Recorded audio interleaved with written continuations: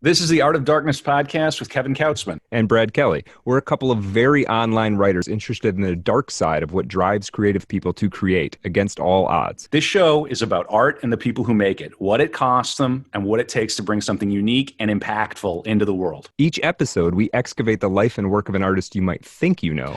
Don't worry, they're all safely dead. On every episode, we try and find out just what the hell was wrong with them and how they worked through their darkness to create something that lives on after them and continues to move culture. Find us online at artofdarkpod.com and on Twitter at artofdarkpod. All right, we've got some sponsors for the pod now. Wait, what? Every link you need for the things we talk about here is at artofdarkpod.com/sponsors. First up, books. If you're into this podcast, odds are you're probably a reader. We've got links to buy new books from bookshop.org and used books from alibris.com. And if you want to listen to your books, we recommend and use audible.com. It's great, and the catalog is huge. All right. So if you're listening to this, you are online. Maybe you're very online. You probably have a website or are thinking of starting one. Maybe you want a website like artofdarkpod.com. We built that with WordPress, which is by far the most popular way to create websites. And the single best host for serious WordPress is WP Engine. I've personally used them for over a decade now, and I don't host my websites anywhere else. Go to artofdarkpod.com/sponsors and click on the WP Engine link to learn more. Finally, the best way to support the show is at patreon.com/artofdarkpod. Get the bonus After Dark content for every episode, access to the book club, and more. Thanks for supporting Art of Darkness. And I don't think that was too painful. I think we did a pretty good job there. Yeah, that sounded good. Yeah, we appreciate it.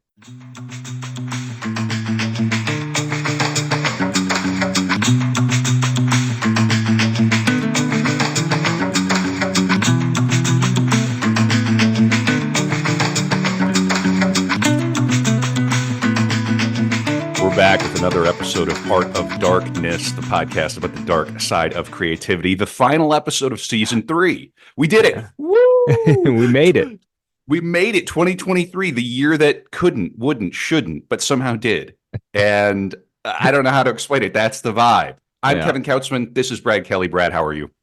I'm doing great, man. Yeah, we're recording this on New Year's Eve. So, very interesting. I wonder if there's any significance to that in the work of Hesse or life or Art of Darkness or anything. Yeah. Well, I have a surprise for you because we're not covering the life of Hermann Hesse today. And we're gonna start with a poem. Are you ready? Okay, here we are. Yeah.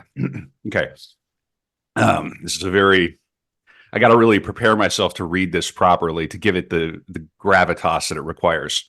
You ready? Yes. Get your motor running, head out on the highway, looking for adventure in whatever comes our way. Yeah, darling, gonna make it happen. Take the world in a love embrace. Fire all of your guns at once and explode into space.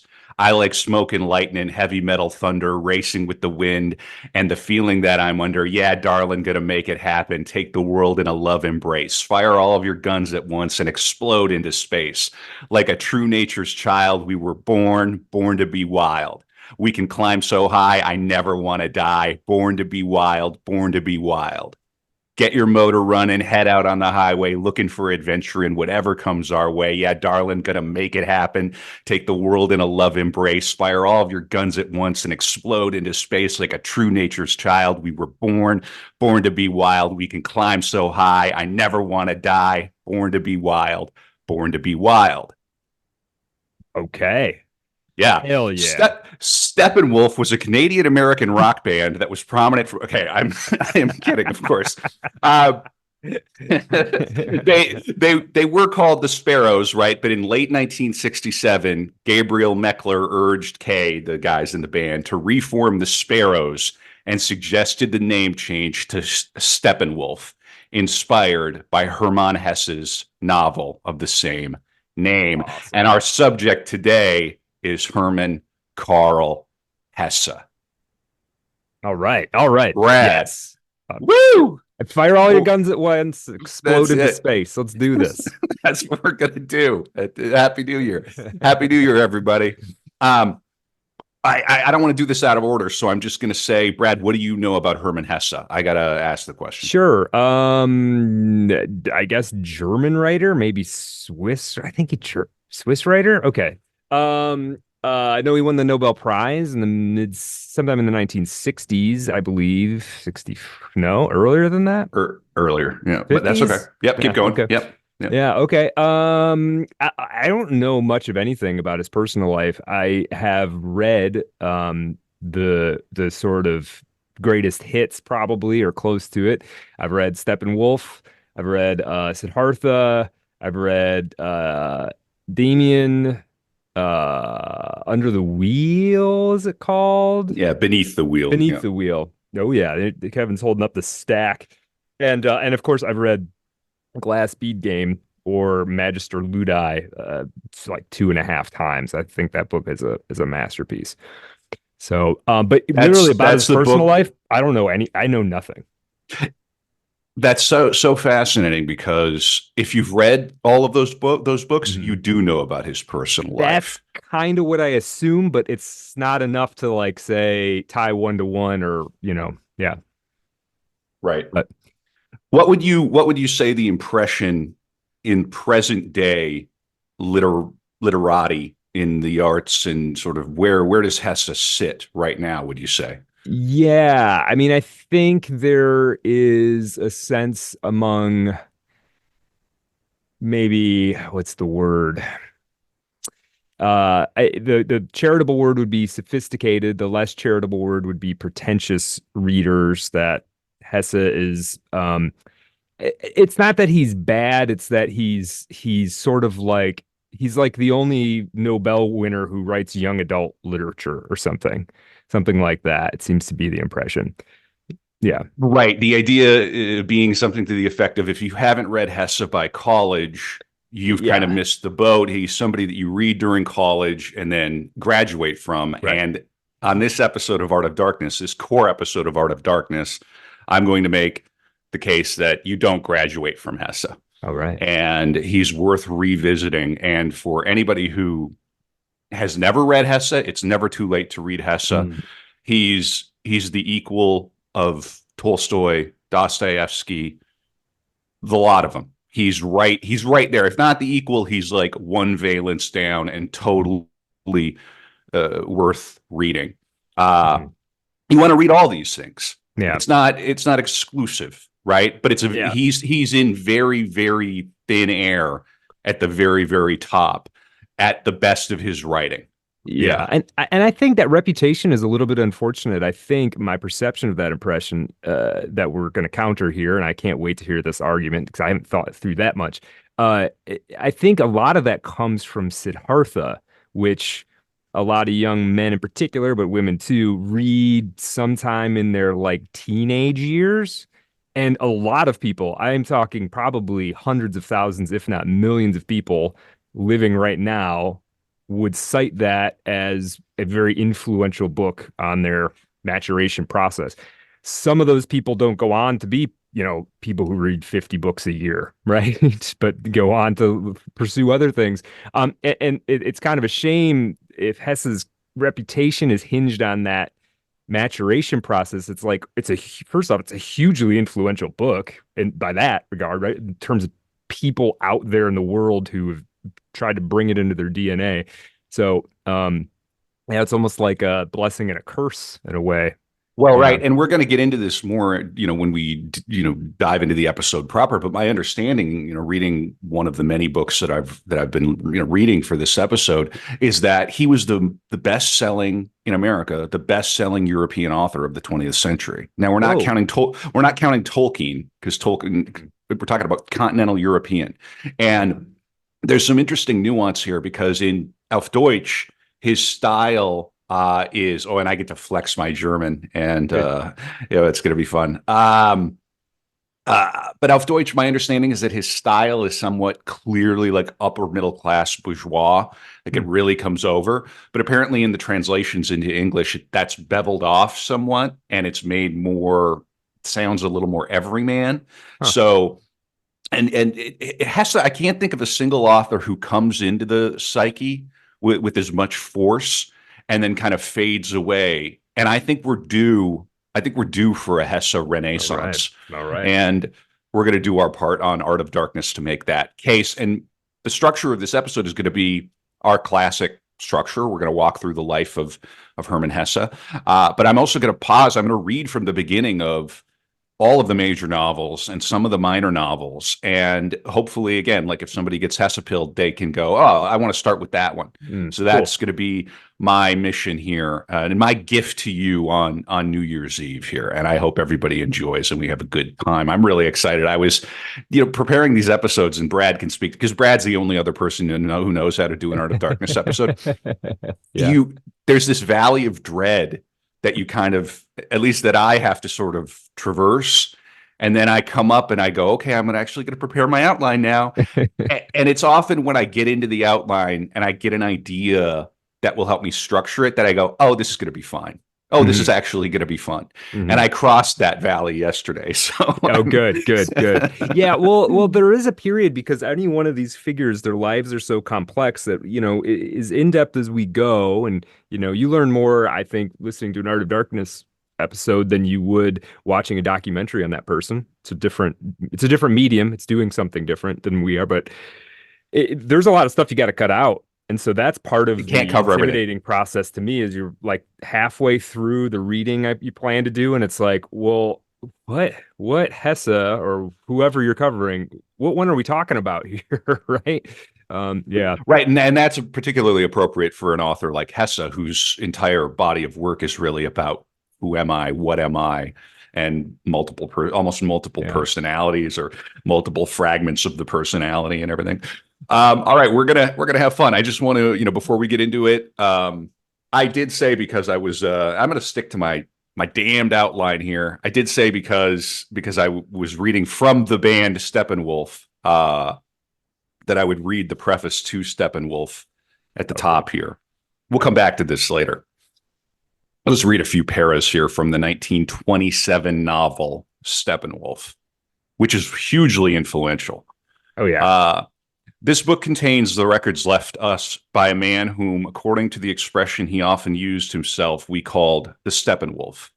Whether this manuscript needs any introductory remarks may be open to question. I, however, feel the need of adding a few pages to those of the Steppenwolf in which I try to record my recollections of him. What I know of him is little enough. Indeed, of his past life and origins, I know nothing at all. Yet the impression left by his personality has remained, in spite of all, a deep and sympathetic one. Some years ago, the Steppenwolf, who was then approaching 50, called on my aunt to inquire for a furnished room. He took the attic room on the top floor and the bedroom next to it, returned a day or two later with 2 trunks and a big case of books, and stayed 9 or 10 months with us. He lived by himself very quietly, and, but for the fact that our bedrooms were next door to each other, which occasioned a good many chance encounters on the stairs and in the passage, we should have remained practically unacquainted, for he was not a sociable man. Indeed, he was unsociable to a degree I had never before experienced in anybody. He was, in fact, as he called himself, a real wolf of the steppes, a strange, wild, shy, very shy, being from another world than mine. How deep the loneliness into which his life had drifted on account of his disposition and destiny, and how consciously he accepted this loneliness as his destiny, I certainly did not know until I read the records he left behind him. Yet before that, from our occasional talks and encounters, I became gradually acquainted with him, and I found that the portrait in his records was in substantial agreement with the paler and less complete one that our personal acquaintance had given me.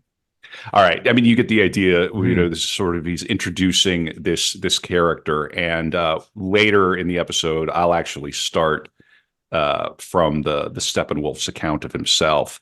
Brad, have you read, you've read Steppenwolf? Oh yeah, absolutely. Yeah. Steppenwolf is, it, as you said, it's hugely influential.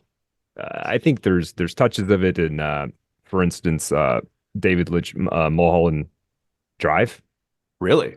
Okay. Yeah. But yeah, it's everywhere. There's little fingerprints of Steppenwolf all over the place, including my own, where I have found inspiration in Steppenwolf. So Yeah. All right. Cool. Okay. So that's just a taste of what's to come on this core episode of Art of Darkness. I gotta pitch the show, right? If you want to support the pod, the best way to do it is patreon.com/Art of Dark Pod. You can get into Telegram. We have a very active chat. T.me/Art of Dark Pod. Brad mans the Twitter at twitter.com/Art of Dark Pod. All the links are at artofdarkpod.com. If you're not a Patreon person, you don't want to chuck us a buck, you can do that through PayPal. There's a link at the website, artofdarkpod.com. Brad, we did not make our goal half a Crowley this year on Patreon. No. We made good progress. And half a Crowley is 333 patrons. Though I'm not upset at anybody but myself. I blame myself, right? I didn't do enough rituals. Yeah. I didn't do enough, or I didn't get weird enough in 2023. So don't worry, everybody. I'm going to get real weird in 2024, and so is Brad. But separately, that's like a top 5 deathbed complaint of people. I didn't get weird enough. Nobody lies on their deathbed and thinks, man, I got too weird. No, that's 100%. You want to get weird. But the good news is we're making steady progress, and we're going to hit half a Crowley in 2024. I think so. And it's going to be real special. And the person who hits half a Crowley, we're going to do something special for them. I think maybe we'll gift them a copy of your book and maybe one of my plays. We'll do something special for our person. I like this idea. Because maybe I'll do like a cameo for them. But so we are. But and for the people who are, can you imagine? Happy birthday to you. For the people who do support the pod, we really appreciate it. And one of the key things that we do for patrons is the After Dark. And every episode we do gets a bonus 20, 30, 40, 50 minutes that we do.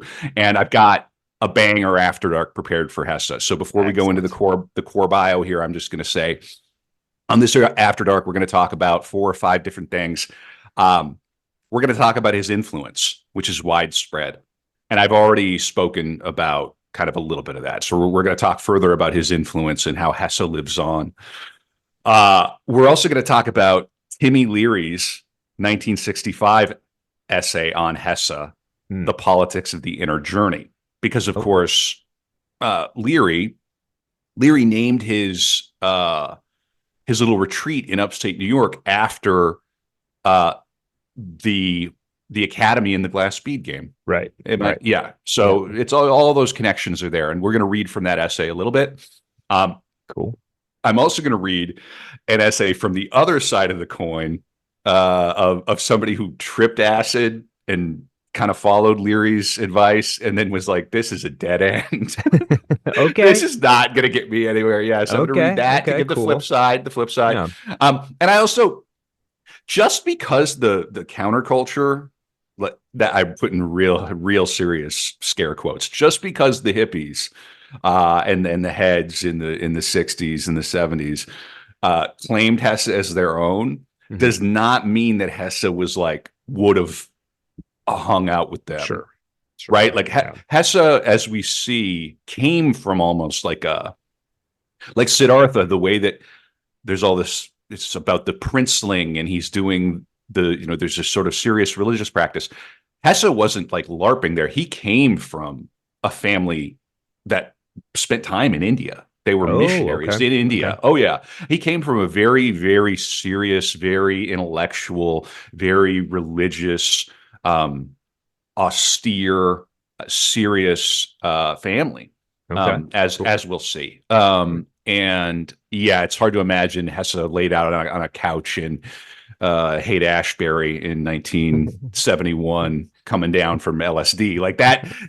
That's like death by association, right? Now, he partied, he drank, and he smoked, and he got down, but it's almost kind of amusing to think of Hesse circa 1930, right?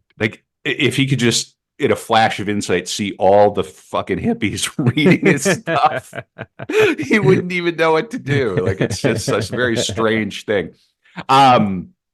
Yeah. Okay. And then I have a little correspondence between Hesse and Jung. Yeah, they corresponded briefly. And Hesse went into analysis at one point. We're still in the period with Hesse. We're in that period where all of mental health for the middle class in Europe was sort of treated euphemistically. Oh, Mhm. he's going to the spa for 6 weeks. Right, Right. right, Right right, now right, we'd be like, he's in fucking rehab, man. Like, right. he's, but right, then it's like, well, he's going to the mountains. He's going Right, to the right, treatment, right. right? Which, honest to God, I think we should bring this back. It's not a bad idea to just, yeah, yeah, yeah.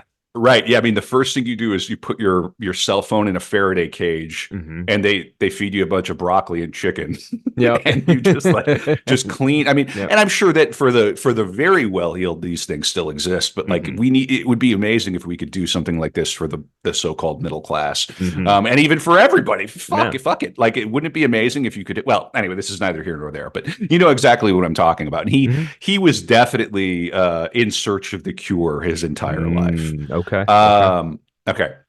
And source material. So those who are watching on YouTube already saw me hoist all of the books. This has broken a record for me from episodes I've done for the most number of books that I'm carrying with me to do this episode, because I'm going to be reading from all of these novels. It was so funny this morning too, Brad. I had the majority of my stack, and I went down into my basement where I had some bookshelves down there, and I'm like, I wonder if I have more Hesse on the shelves down here, because I Yeah. had a few PDFs pulled up. I leaned over and I'm like, oh, there's There's one. another one. Oh, there's another one. Okay. Again, so this is a home game.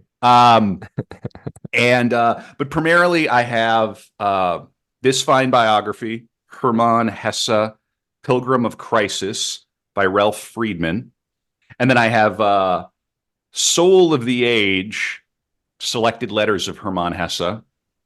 And this was of all the authors we've covered, he's the most natural writer Mm, who we've covered, in my opinion. okay. He, when he found his voice, he found it very quickly. He's just like a natural man of letters. And by the end of his life, his daily correspondence, and when I mean letters, I mean Yeah. letters, the Yeah. way that we tweet all day. By the end of his life, he estimated that he was writing 150 pages of correspondence a day. Whoa. I mean, Yeah. yeah. Yeah. And then I have his autobiographical writings. Okay. He's also, short of Bukowski, or next to Bukowski, the most confessional writer that we've covered, I think. Okay. You could not read a single stitch of biography and come away with the sense of his own inner life. Yeah, I've definitely got that sense in reading his work that, yeah, this Yeah. is it's pretty And much his psyche on display. And I think that too might be one of the reasons he periodically goes out of favor, because that sort of confessional style is considered maybe a little bit déclassé, even though he was upper middle class bourgeois. That itself is sort of considered like, no, we got to be writing about the everyman, or we've got to be writing about, whatever. And then he's continental European, and it's also the German language in translation. So there's it's messy. Mm-hmm. But he's worth reading and rereading. If I didn't have so much other reading to do for Art of Darkness, I would totally just pick up Demian again and just bang away at that. Yeah. Okay. All right, let's get into it. And then the other thing is, and my little conceit on the pod is I leverage Wikipedia. When the Wikipedia is good, I just use it because it gives us we'll get the whole life that way. But I'll be dipping in and out of these books. So. Yeah. Yeah. Do you have your motor running, Brad? I do have my motor running. I'm ready Are to you ready to fire all my guns and explode into space. That's a great line. It's a great line. We're gonna head out on the highway, baby. Yeah. Here we go. Hermann Karl Hesse was born on the 2nd of July, 1877, in the Black Forest town of Kahl in Württemberg, the German Empire. His grandparents served in India at a mission under the auspices of the Basel Mission, a Protestant Christian missionary society. And his family, as we'll come to see, they were part of this sect called the Pietists. Oh. And they were so serious about this missionary work in India, they would leave their children among their own sect back home in these boarding schools, permanent boarding, like 4 or 5 years old, to go to India for years at a time. to Wow. spread the gospel of Christ. These Wow. were not slouches. They weren't Yeah. strip mall LARPing Protestants. Like, and no offense if you're a strip mall LARPing Protestant, I suppose. But you know what I'm saying? Like they went Mm. on, this wasn't like, Christmas, Easter Christians. They Hmm. were not messing around. Wow. Um, in any case, his grandfather, Hermann Gundert, compiled a Malayalam grammar and a Malayalam English dictionary. So we can already see that they're, in letters, they're involved in letters, and also contributed to a translation of the Bible into Malayalam in South India. Hesse's mother, Marie Gundert, was born at such a mission in South India in 1842. So his own mother was born in India, which when Wow. I was discovering this, I'm like, oh, well, the Siddhartha connection is so obvious there. And of course, in his own life, Hesse would eventually travel to the East. Um, but it's sort of an accusation, and this is probably another check against him in the column of why he's considered déclassé now, is that he never how to say this. There's a sense of I and I'm using this word consciously, of the Mm. sort of, there's a sense of like Orientalism in him, Mm. of the kind of like, oh, let's go look at this weird other thing and sort of see how it might inform our own identity. And there's a Right. sense of kind of, there's like a colonial quality to it Yeah. all, that I could see somebody critiquing and Sure. going, that's not for me. No, you're But supposed to you're supposed to ignore other cultures, right? Is that right, you're supposed to totally ignore. The only okay? person who can make Mexican food is somebody from Mexico.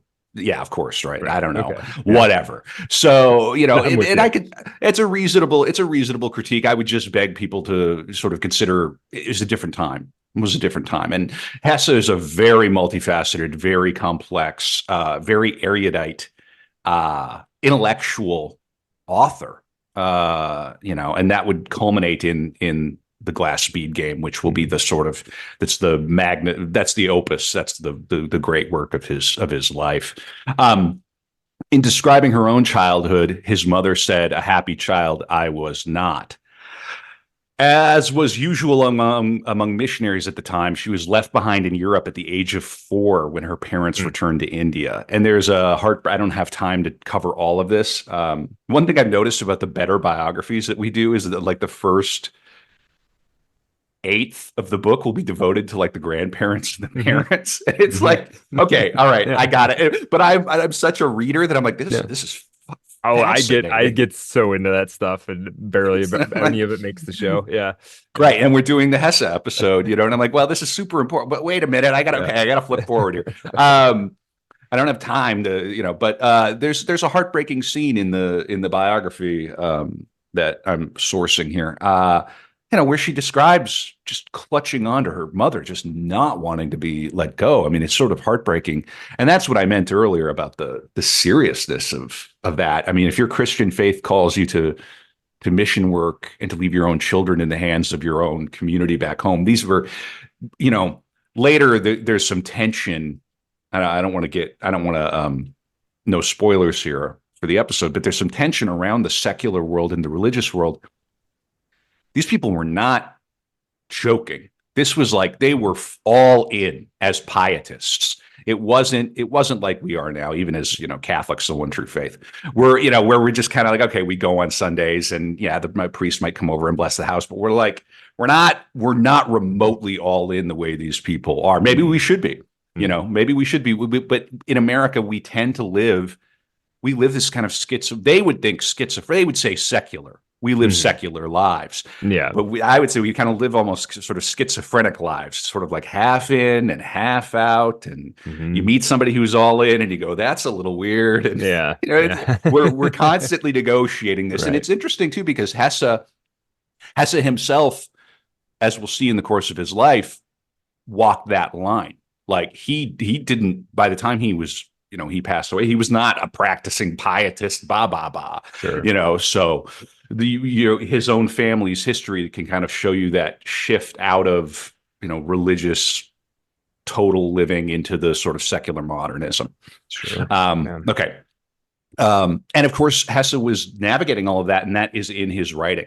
Um, So Hesse's father, Johannes Hesse, the son of a doctor, was born in 1847 in Wiesenstein, Governorate of Estonia in the Russian Empire. Johannes Hesse belonged to the Baltic German minority in the Russian-ruled Baltic region. Accordingly, Hermann was at birth a citizen of both the German Empire and the Russian Empire. Hmm. Hermann had 5 siblings, but 2 of them died in infancy, as was common at the time. In 1873, the Hesse family moved to Koll, where Johannes worked for the Koller Verlagsverein.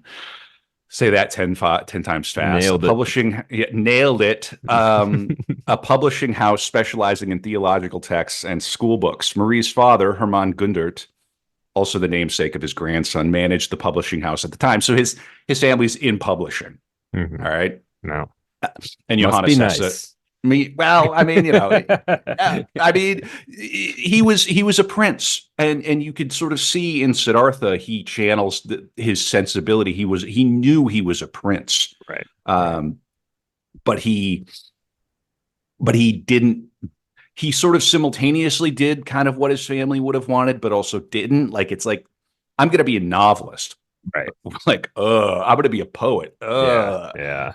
It's like, are you sure you don't want to just, you'll see. His entire life, he was like, in a way, he was bred to do this. He accomplished it. But in any case, it's going to be fun. Mm-hmm. Hesse grew up in the Swabian pietist household, with the pietist tendency to insulate believers into small, deeply thoughtful groups. And just briefly, pietism, also known as pietistic Lutheranism, is a movement within Lutheranism that combines its emphasis on biblical doctrine with an emphasis on individual piety and living a holy Christian life. Although the movement is aligned with Lutheranism, it has had a tremendous impact on Protestantism worldwide, particularly in North America and Europe. It originated in modern Germany in the late 17th century with the work of Philip Spener, a Lutheran theologian whose emphasis on personal transformation through spiritual rebirth and renewal, individual devotion, and piety laid the foundations for the movement. So, yeah, in any case, and Brad, do you know where Swabia is? I know that word, but I couldn't tell you a whole lot about where it lands on the map. Right, it's west of Bavaria in Germany. So it's in southern Germany. Okay. Yeah. And it's the region. I just want to make sure I'm getting this right. It's it abuts Switzerland. Okay. Yeah, it looks so like it's almost like the southernmost region of Germany. It is along with Bavaria, it is the southernmost region of Germany, and it kind of like it's right on the frontier with Switzerland. And it's more of a cultural region. So, I'll read a little bit about it. It's a cultural, historic, and linguistic region in southwestern Germany. Let's see here. Like many cultural regions of Europe, its borders are not clearly defined. Today, it's normally thought of comprising the former Swabian Circle, or equivalently the former state of Württemberg, or the modern districts of Tübingen, Stuttgart, and the administrative region of Bavarian Swabia. So, I mean, it's the southwest Germany, basically. It's like the heart of Europe. Like if you can imagine, like little European towns, and it's just like right there, but it's just center of everything. Okay. All right.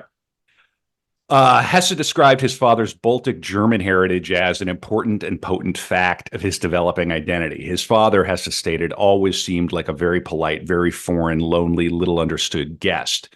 His father's tales from Estonia instilled a contrasting sense of religion in young Hermann. It was an exceedingly cheerful and, for all its Christianity, a merry world. We wished for nothing so longingly as to be allowed to see this Estonia, where life was so paradisical, so colorful and happy. Hermann Hesse's sense of estrangement from the Swabian petit bourgeois grew further through his relationship with his maternal grandmother, Julie Gundert, née Dubois, whose French-Swiss heritage kept her from ever quite fitting in among that milieu. Coffee. Coffee. Mm. Get it in. Okay. Oh, I gotta have it. All right. Yeah. So we're getting a sense of where we are. Um, did I get his birth year? Yeah, he was born on the 2nd of July, 1877. So just put 1877 in your Mhm. mind. Some years after the American Civil War, Europe is modernizing. The Industrial Revolution is kicking off. Um, Mhm. Trains are happening. Yeah. Yeah. People, the this Lutheran pietist family goes to India. Like, I mean, Yeah. It's pretty wild. what a Yeah. trip, man. Just Yeah. so heavy. And like, and also you have to imagine the depth of faith that you have. If that is your mission, that's your calling. There are, I don't know how many people were in India at the time, but hundreds of millions of people in India have not Mm. heard the word of the Lord. Right. We're We're going gonna go there. do it. Yeah, just metal. Yeah. Absolutely. Yeah, I'm gonna eat shrimp cocktail and watch college. I'm gonna watch a Pop-Tart Yeah. get put it. I'm going to watch a team of football players, pituitary cases, eat a mascot tonight. That is my plan. I will not be going to Just like every year. Yep. just like every year. More than just wash me in the spectacle. Just bathe me in the That's what I want. I will not be translating the Bible into Esperanto, into Pop Tart. All right. So now we're going to get into Hesse's own childhood. He was headstrong and difficult for his family. In a letter to her husband, Hermann's mother, Marie, wrote, "The little fellow has a life in him, an unbelievable strength, powerful will, and, for his 4 years of age, a truly astonishing mind. How can he express all that? It truly gnaws at my life, this internal fighting against his tyrannical temperament, his passionate turbulence. God must shape this proud spirit. Then it will become something noble and magnificent. But I shudder to think what this young and passionate person might become should his upbringing be false or weak." Oof. So at 4 years old, apparently he was a blabbermouth, Yeah. which, I can relate to. All right, let's see. So this is from Hesse's own autobiographical writings called Childhood of the Magician from 1923. And it begins with like a little poem. So I'm going to read that. Part of the challenge I'm going to have in this episode is deciding how much to read. Mm.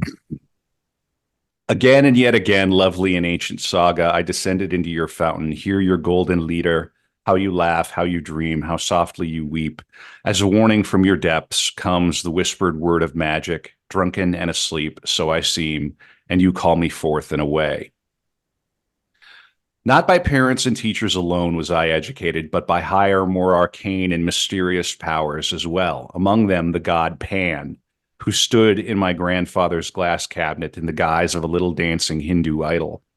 This deity and others too took an interest in me during my childhood years, and long before I could read and write, they so filled me with age-old Eastern images and ideas that later, whenever I met a Hindu or Chinese sage, it was like a reunion, a homecoming. And yet I am a European, was, in fact, born with the sign of the archer on the ascendant, and all my life have zealously practiced the Western virtues of impetuosity, greed, and unquenchable curiosity. Fortunately, like most children, I had learned what is most valuable, most indispensable for life before my school years began, taught by apple trees, by rain and sun, river and woods, bees and beetles, taught by the god Pan, taught by the dancing idol in my grandfather's treasure room. I knew my way around in the world. I associated fearlessly with animals and stars. I was at home in orchards and with fishes in the water, and I could already sing a good number of songs. I could do magic too, a skill that I unfortunately soon forgot and had to relearn at a very advanced age. And I possessed all the legendary wisdom of childhood. To this, formal schooling was now added, and it came easy to me, was amusing. The school prudently did not concern itself with those important accomplishments that are indispensable for life, but chiefly with frivolous and attractive entertainments in which I took pleasure, and with bits of information. many that have remained loyally with me all my life. For instance, today I still know beautiful, witty Latin sayings, verses, and maxims, and the number of inhabitants in many cities in all quarters of the globe, not as they are today, of course, but as they were in the 1880s. Up to my 13th year, I never seriously considered what I should one day become or what profession I should choose. Like all boys, I loved and envied many callings: the hunter, the raftsman, the railroad conductor, the high wire performer, the Arctic explorer. My greatest preference by far, however, would have been to be a magician. This was the deepest, most profoundly felt direction of my impulses, springing from a certain dissatisfaction with what people call reality, and what seemed to me at times simply a silly conspiracy of the grown-ups. Very early, I felt a definite rejection of this reality, at times timorous, at times scornful, and the burning wish to change it by magic, to transform it, to heighten it. In my childhood, this magic wish was directed toward childish external goals. I should have liked to make apples grow in winter, and through magic to fill my purse with gold and silver. I dreamed of crippling my enemies by magic and then shaming them through my magnanimity, and of being called forth as champion and king. I wanted to be able to find buried treasures, to raise the dead, and to make myself invisible. It was this art of making oneself invisible that I considered most important and coveted most deeply. This desire, as for all the magic powers, has accompanied me all my life in many forms, which often I did not immediately recognize. Thus, it happened later on, long after I had grown up and was practicing the calling of writer, that I frequently tried to disappear behind my creations, to rechristen myself and hide behind playfully contrived names. Attempts which, oddly enough, were frequently misunderstood by my fellow writers and were held against me. When I look back, it seems to me that my whole life has been influenced by this desire for magic powers, how the objects of these magical wishes changed with the times, how I gradually withdrew my efforts from the outer world and concentrated them upon myself, how I came to aspire to replace the crude invisibility of the magic cloak with the invisibility of the wise man who, perceiving all, remains always unperceived. This would be the real content of my life's story. All right. Okay. So he wanted to be a magician. I like that. Yeah. Yeah, there's some really, and that this is just almost like a throwaway essay about his own life. I mean, it's some of the finest writing. Yeah. He's just an absolute natural writer. Yeah. There's a reason he's read. You don't graduate from Hesse. Yeah, no. Hesse showed signs of serious depression as early as his first year in school. In his collection of juvenilia, Gabezau, Hesse vividly describes experiences and anecdotes from his childhood and youth in Call, the atmosphere and adventures by the river, the bridge, the chapel, the houses leaning closely together, hidden nooks and crannies, as well as the inhabitants with their admirable qualities, their oddities, and their idiosyncrasies. The fictional town of Gerbezau is synonymous for Call, imitating the real name of the nearby town of Hersau. It is derived from the German words Gerber, meaning tanner, and Au, meaning meadow. Paul had a centuries-old leather-working industry. And this is what he would do. He would just write about his own life, and he would thinly veil it behind funny little clever names with multiple meanings. And he would do this in most of his writing, or in a lot of his writing. Right. His favorite place in Call was the St. Nicholas Bridge, or Nicholasbrücke, which is why there's a Hesse monument that was built there in 2002. Pilgrimage. Let's go. Let's go to the. There's nothing like a Brücke. It's just Call, and it's CALW. I'm just going to call it Call. I assume that's how you say it. I don't know how you throw the W in at the end. Call. Yeah, I'm looking at the Wikipedia page for that town now. I mean, it's still quite small, 23,000 people. A little town kind of nestled in the hills there. It looks lovely. Just totally cozy maxing in southwestern Germany. They're just, and it has an Altstadt, and it has all the, man, in another life, dude. I'm just, there we go. One day. All right, let's see. I think it's interesting that his favorite location was a bridge. I just think there's just something to that. I don't know. Sure. Yeah, it's just interesting. Do you have a favorite location, Brad? A favorite your location. yeah, your favorite spot in your own town? Hmm. Yeah, but it's a secret because I don't want I people was to gonna know say that. I know you live in Detroit, so it might be you got to really rack your brain. It's a secret. But yes, Mm. I have in most places I've lived, I've found like a little spot that not that nobody knew about it, but that felt comfortable when I was there. Yeah, it's kind of a magic location. Oh yeah. I'm Oh trying to yeah. think. I'm trying to think about my own area. Yeah, I'll just leave it. I don't want to. I don't want. Yeah, I don't want to be mobbed. I don't want Yeah, my spot to be exactly. mobbed by. Exactly. No. That's interesting. Um, well, they're not going to know where to put the statue, Brett. They don't All need right. to. I Yeah. don't need one of Yeah. those. Yeah. Well, I don't know if we should. Honestly, I think we should stop building statues. It just seems like There's. it's something to get It mad just at seems. later. Yeah. That seems to be the whole point of them. Nothing good seems to be coming out of statues, one way or another. In any direction. Yeah, When yeah, when we take over, yeah. when after the war, when we win, we're putting a ban on No statues. statues. Our own. No, nobody gets to build a fucking statue. Not publicly, anyway. Yeah. We're gonna have to figure out what to do with the sculptors. What we like, Well, yeah, they'll yeah. find something to do. They'll Yeah. find work. Yeah, they'll Yeah. find work. Yeah, they can manage the AI. You know Yeah, what? exactly. You can sculpt in the metaverse, can't you? Yeah. Yeah. Yeah. No, we'll send them to podcasting camp. All right. So this is interesting. Hesse's grandfather, Hermann Gundert, was a doctor of philosophy and fluent in multiple languages. Okay. Again, like no, he's not coming out of the land. His family is they aren't a bunch of peasant farmers. They're they're city people with educations. Hesse would attempt to learn English and French, but the only second language that he ever really mastered was Italian. Oh, okay. He ended up spending an awful lot of time in Italy. And it's important to remember too, Switzerland, where he would kind of end up, has 4 official languages. Can you name the 4 official languages of Switzerland? This is a bit of a trick. Have I asked you before? We already did this. Yeah, we already did this. Yeah. So Swiss. we've got Swiss. Well, no, it's German. I know. That's the joke I said last time you said this. No, but it's important. It's German, French, French, Italian, and Retro-Romanish. Yes, which is the obscure one. But Yeah. there's this Italian speaking part of Switzerland, and they're basically it's like right there at on the frontier of Italy. Okay. Yeah, we already did this. Man, there's a lot of stuff we already did. We're getting into season 4, baby. There's going to be a lot more. You're literally going to be retreading old ground in the Burroughs episode. When are you doing Burroughs redux? When are you doing the third week of January, something like Okay. that? I'm most of the way through this beast right now. Okay. Yeah. And, Yep. You got he's got a big thick Burroughs biography. Okay. It's good. We're All gonna right. have a lot of stuff that we did not talk about the first time we covered Burroughs, so it should be There fun. you go. Everybody get jacked up for that. Yeah. I personally cannot wait. All right. That'd be great.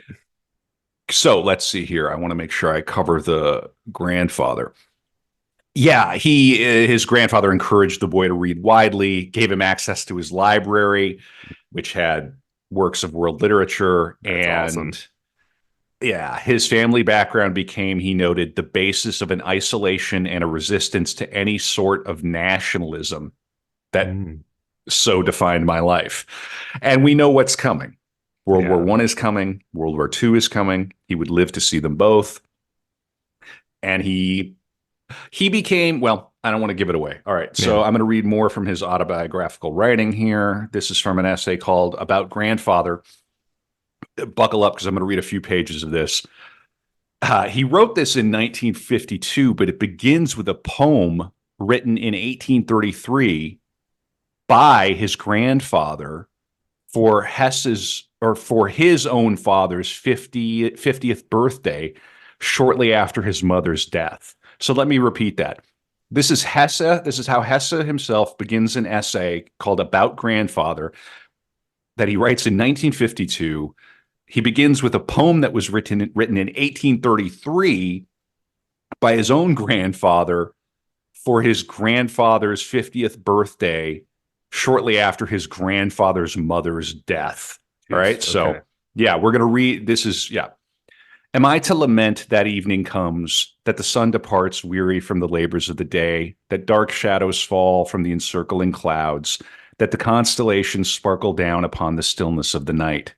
Now you are striding abroad amid the sere firstlings of autumn, sparse victims of the night's cold. But around you on the hill, mild wine matures. The ripening fruits in rich profusion drink up maternal energies. There are even blossoms still astir in childlike content, and a friendly star nodding its thanks greets the flowers and vine leaf garlands, leaves and fruits, and the grave human countenance that rejoices in these things, and the wagon laden with grain that groans toward the granary. These are images from God's untrammeled world, but they change in many colored aspects. Only one returns to me unaltered, the human eye that fastens upon them. Were you not the flower dreaming on the maternal breast? Are you not still the ripening grape, impatient for the vintner to test its strength, its lightness? You are the corn ear too, no doubt, on the dry furrow, watching his sister fall before the reaper, and twisting with pain at sight of the horses that bear away his neighbor to unknown storerooms. But away from the ever-changing brood of earth, you gaze upward to the eternal sky, and if the evening wind blows leaves upon you, withered leaves on withered hair, you look away from winds and clouds, peering past the tired boughs toward the blossoming light of the stars. For that day has ended when youth's fiery might, tiptoe upon the mountain's height, swore to become a sun to countless minds. Now he perceives the evening has come, life's sun is hidden in the deep furrowed valley of earth. His only wish is to imitate the stars, gazing eternally upon the sun in radiant competition with those heavenly lights. You stand upon the threshold of your century. Here is the cradle in which you wept. There lie the worlds that await you, and the perfected ones above beckon you to happier activity, and the trusted ones below stagger in noble effort. Stretch your right hand upward, the hand you bestowed on your eternal beloved, and she who has endured the battle will aid you in the final step. But the left hand and your guardian eye and the memorial fires of love, leave these to the younger pilgrims. Okay. So this is his own grandfather's. That's a pretty good poem. Yeah, there's a lot going on there, man. Yeah. I mean, yeah. I think he could get into grad school. Sure. Yeah. But yeah, might not get into Iowa, but Right. No, that's a yeah. guy. That's a guy who that was not his first poem. No, Yeah. right. Yeah. Right. And full of feeling. So this is what Hesse himself had to say about this and his own grandfather. My grandfather Hermann Gundert wrote this poem, which is surely as much an attempt to clarify his own emotions as to comfort his widowed father, when he was a 19-year-old undergraduate. The attentive reader will quickly recognize that here is a mind influenced by Hegel and the Hindus, but also a mind well acquainted with Hölderlin, struggling for expression. The author of this brilliant poem never again wrote anything similar. It was composed in the most confused and imperiled period of his life, shortly before this youth's conversion caused the enthusiastic pantheist to decide upon a life henceforth devoted to missionary work in India. I used to have an old copy of this poem of my grandfather's in my mother's handwriting, which I have since turned over to the Schiller Museum in Marbach at their request. Through an accident, the poem came into my hands again at a time when I was open to its obvious beauties as well as to the undercurrents of its thought, its shy secret, and it made so strong an impression on me at this second meeting that I decided to rescue this little gem. The Gundert heirs to whom I sent a printed copy thanked me politely for it, but seemed rather astonished and bewildered. They did not know what to do with this odd gift, and the majority of the others who received it accepted it respectfully, but without showing any sign of excitement at the strength of the youthful poetic effusion, or of being touched by the secret fire that glowed in the lines. Since then, however, other voices have reached me, and they greatly outbalance this initial small disappointment. Goes on, talking about this, but I think that gives a good sense of sort of Hesse and his relationship with his grandfather. Yeah, even most definitely. even in the 1950s, he goes about rescuing this undergraduate poem from his grandfather.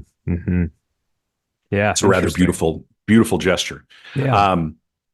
Yeah. All right. So moving on in the bio. Hesse shared a love of music with his mother.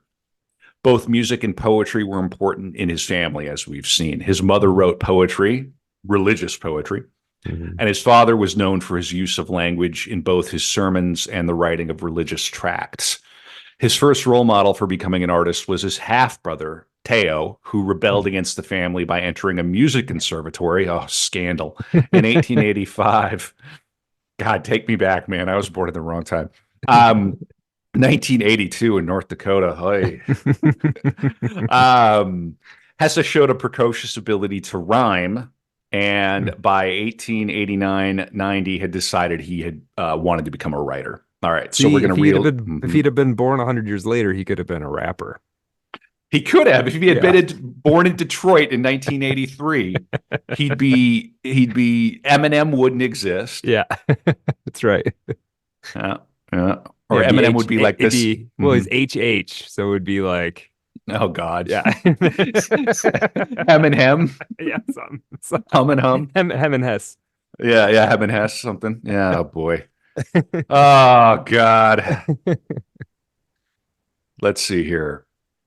So I have an essay from 1925 called "Life Story Briefly Told."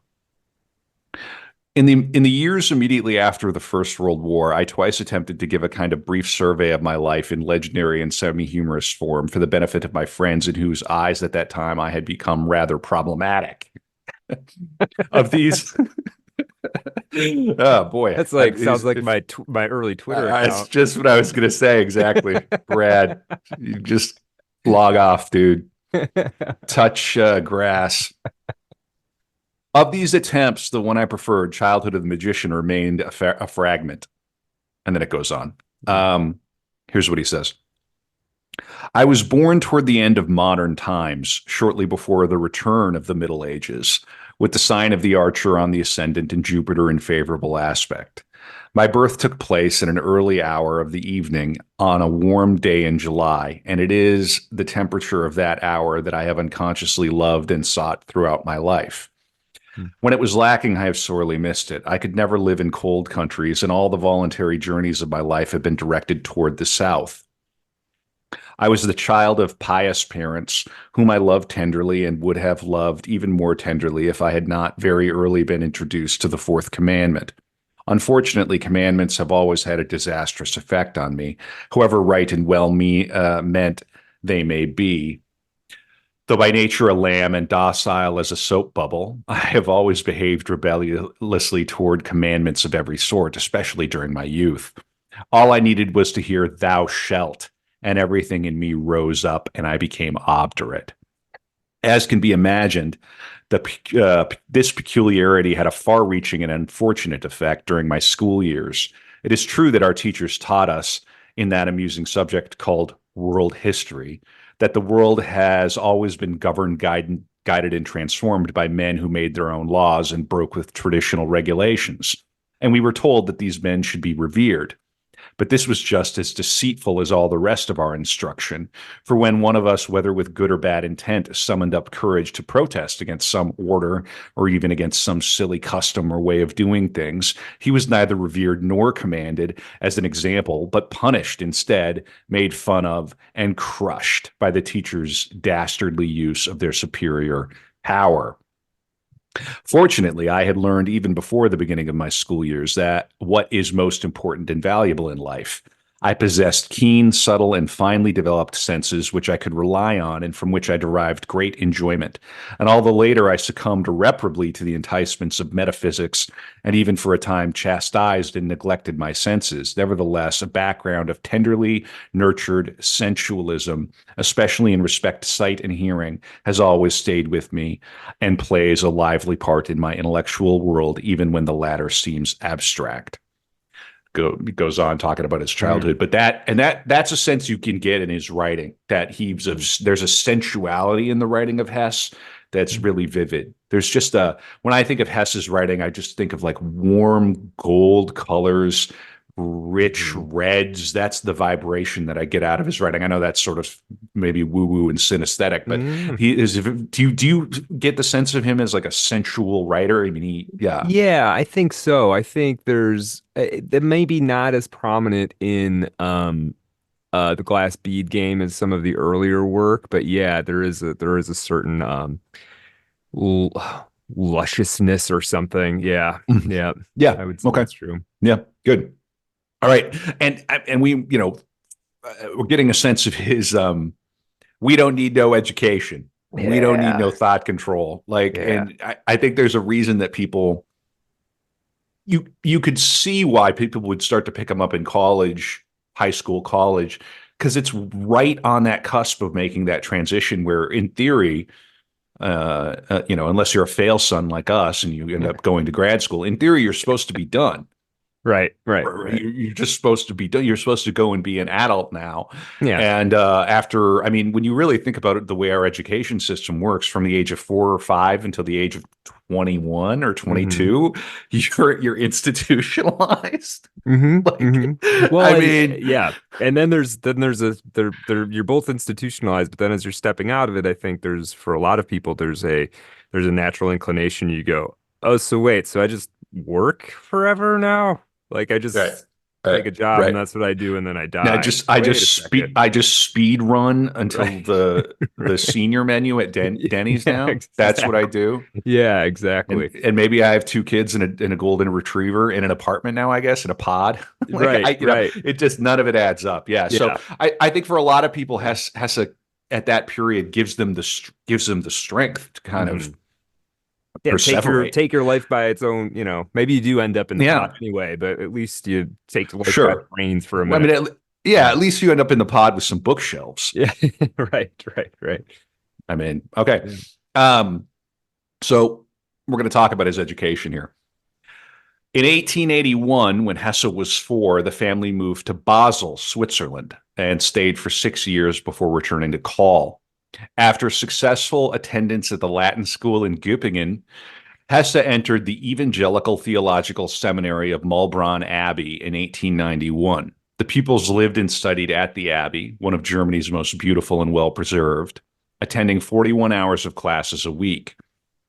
Although Hesse did well during the first months, writing in a letter that he particularly enjoyed writing essays and translating classic Greek poetry into German, his time in Maulbronn was the beginning of a serious personal crisis. And now I'm going to start reading from the biography. Can you already see how the pieces of the glass bead game Oh are coming yeah. together? Yeah. Yeah. Why don't you Pietism and then the whole library, the World Library of World Literature of his grandfathers, etc. Yeah. and he's going to these like sort of half in, half out boarding schools and Yeah. already translating Greek. Let's tell people because the Glass Bead Game was the final novel that he wrote. It's the novel for which he would win the Nobel Prize. Hmm. Thomas Mann was his advocate in terms Hmm. of the Nobel. We'll come to that, but for people who don't know, uh, why don't you describe the Glass Bead Game for people, Brad? Because I know it's a very important novel to you. It's a very important Yeah. novel to me as well. Yeah, I mean, if I were to describe it, just set up, I suppose it's the future. It's sort of an alternate world. It's neither, I wouldn't say it's either utopian or dystopian. It's a much more nuanced world that Hess has built. And then within that, there is a institution that is uh, has qualities of the university of the academy, but also qualities of um, religious orders at the same time. And people are recruited generally from childhood to become. I can't remember to become. I don't know. They're not all magisters. When you're first, I'm not I sure what can't they recall call that them when it's they been a bring while them since in. I've read it, but Yeah. yeah, they're players of the game. Right. You get Yeah. initiated into this thing. And yes. And so this academy slash religion and the kind of the end goal of it is to play the glass bead game. That's the sort of highest practice within this institution. And the glass bead game is it's never fully laid out what the actual execution or the very specific rules of the glass bead game. You never get a sense of like what it would look like to watch it on TV, say. But the general idea of it I think it is, would look like that meme of James Bond and the villain in Casino Royale playing yeah, Warhammer. It would yeah, look like that. it would look kind of like that, like that. And the thrust of the and so we follow one character who is the original title, I believe, or perhaps it was just the title in a different language, was Magister Ludi. We follow a character from childhood to be he becomes the chief coordinator and developer of new instantiations of the glass bead game, in which people from throughout the academy come to compete with each other. And we do know generally what the kind of the point of the glass bead game is, and it's really like kind of a game of erudition and synthesis. You're sort of trying to link, like a real stupid simple version of it is 6 Degrees of Kevin Bacon, right? That's like the real, like you're like, well, he was in that with this person, and this person was in this with but it covers music and literature and philosophy and religion and history and sort of all intellectual and even sort of beyond intellectual territories. Yeah. So that's In a kind of, way, yeah. and it's really about a dialectical process of arts and letters. Hmm. So one player of the game will bring some bars from Beethoven's Ninth Symphony, and another player of the game will bring some poetry from an obscure Chinese poet Hmm. or a known Chinese, whatever it is. Hmm. And in the original Chinese, and they'll play the game, and they'll syncretize them. They Hmm. bring them together, merge them, create something new, and Hmm. it presages hypertext, the internet, postmodernism. It's all in there. Hmm. And when you consider it was written like in the 30s and the 40s, Yeah. it's obviously a work of genius. Hmm. It's a work of a brilliant author describing his own life and his own process.